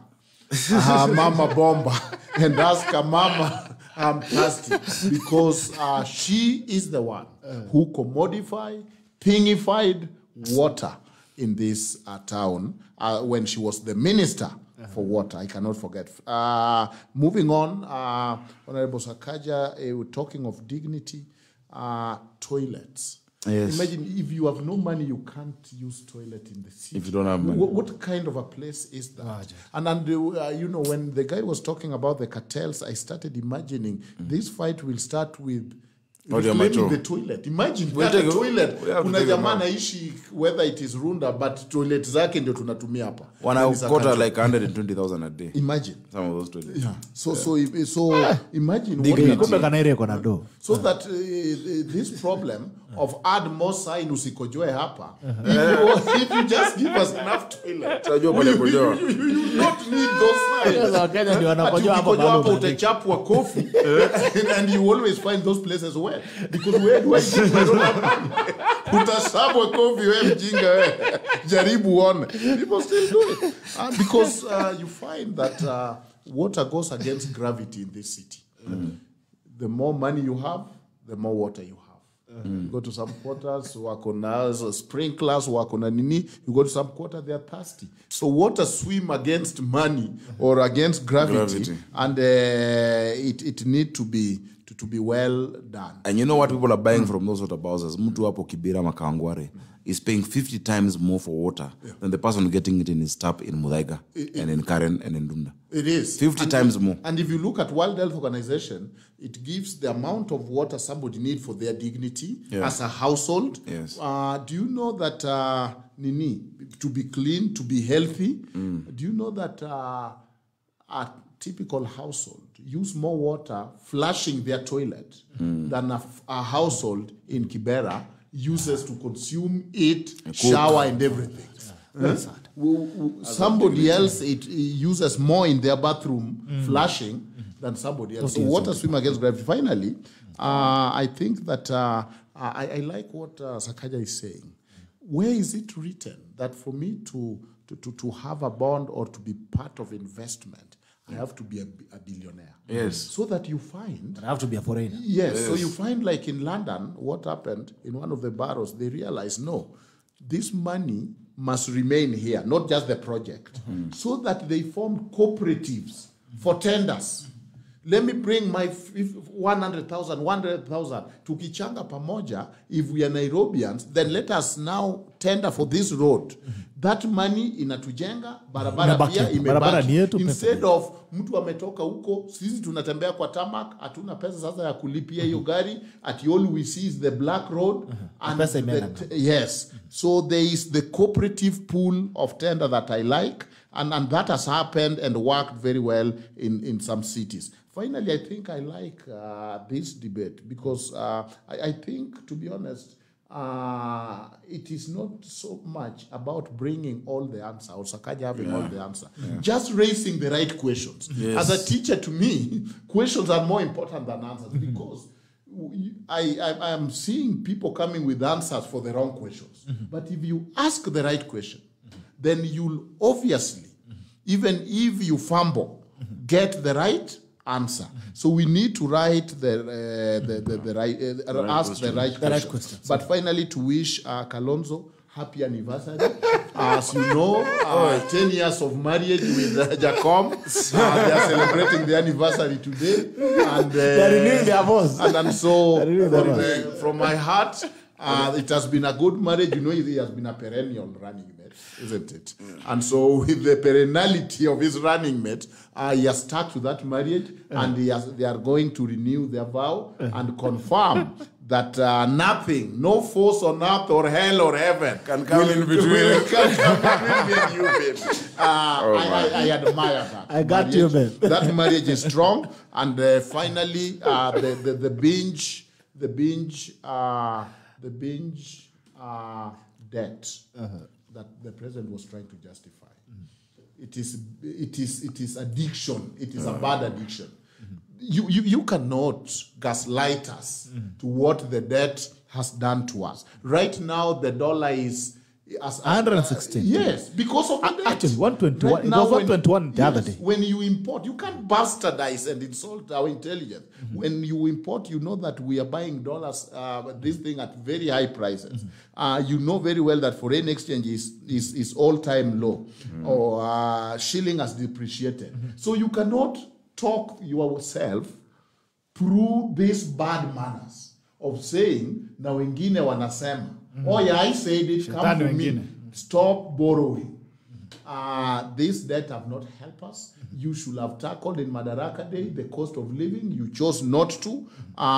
This personalization of power must stop. Let us build institutions. Let us build structure. For, I think, Nairobians and Kenyans are not children of a lesser God. Let it not be that somebody else have all by dispossessing and somebody has none. All right.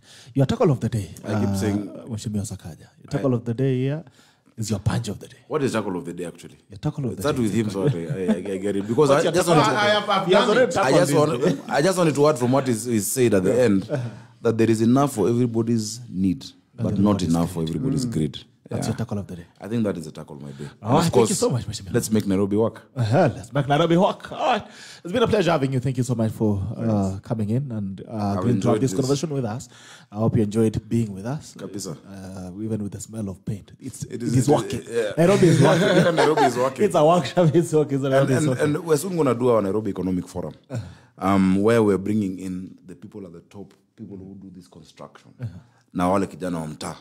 To show how that kijana can actually, who ambao wa huruma, comes in with the contractor who's building houses. You know, so please make sure that you attend just to listen to the ideas in the Nairobi, the bottom-up economic forum. This guy needs this with your peanut dreams. You need to. Yeah. Because walking here with peanut dreams. Because when you say it's bottom up, we don't say it's not bottom versus up. It's bottom up. We want to raise it's not versus up. It is not the Waloko Chini against it's those harmonious. It is Thank harmonious. you for reigning the hustle anxiety. Because I've seen people are catching anxiety and fever. It is not bottom versus up. It is for all of us. On Saturday, we have a huge rally on Kamkunji grounds, where we're going to be celebrating. The deputy president will have taken his papers to run for president. The people who said he'll never be on the ballot, let them see us on Saturday. I'll also be presenting mine on the same day. So tukue hapo kabisa. But before you end this show, these people don't look at me as a good politician. You're an amazing politician. Invited in those hata mimi nishike mic. You are invited. Ojong, you are invited by I told you I really like how you think, because we are seeing many things the same way. I really like that. And we need to hear more of you. Umpe kibarua. Kabisa. Unajua kijana wangu na nilikuwa namtafutia kibarua. Chika ya mkono. He has amazing ideas. He's an amazing guy. Yeah. Doing this and having these conversations every single day. More. We appreciate that you made time and thank coming. you. Wish you all the very best. Nikimbia nyama kima sasa. Na sisi pia we'll tukweka hapa kwa hapa. Please. Ukifika hapo tunakuweka tunakutackle kabisa kwa hapa. All right guys, it's been a pleasure having you. Thank you so much for making time and staying with us. For those guys who have sent in messages and as well who has been on the comment section, who has stayed and watched us all along, and those guys who have called, it's been a pleasure. It's always a pleasure having you. And I tell you this, the tackle can never be without you. Without you guys who keep waking up every day to watch us, we could never be. And this is a tackle, and it ends now. See you tomorrow. Bye-bye. Audio Jungle.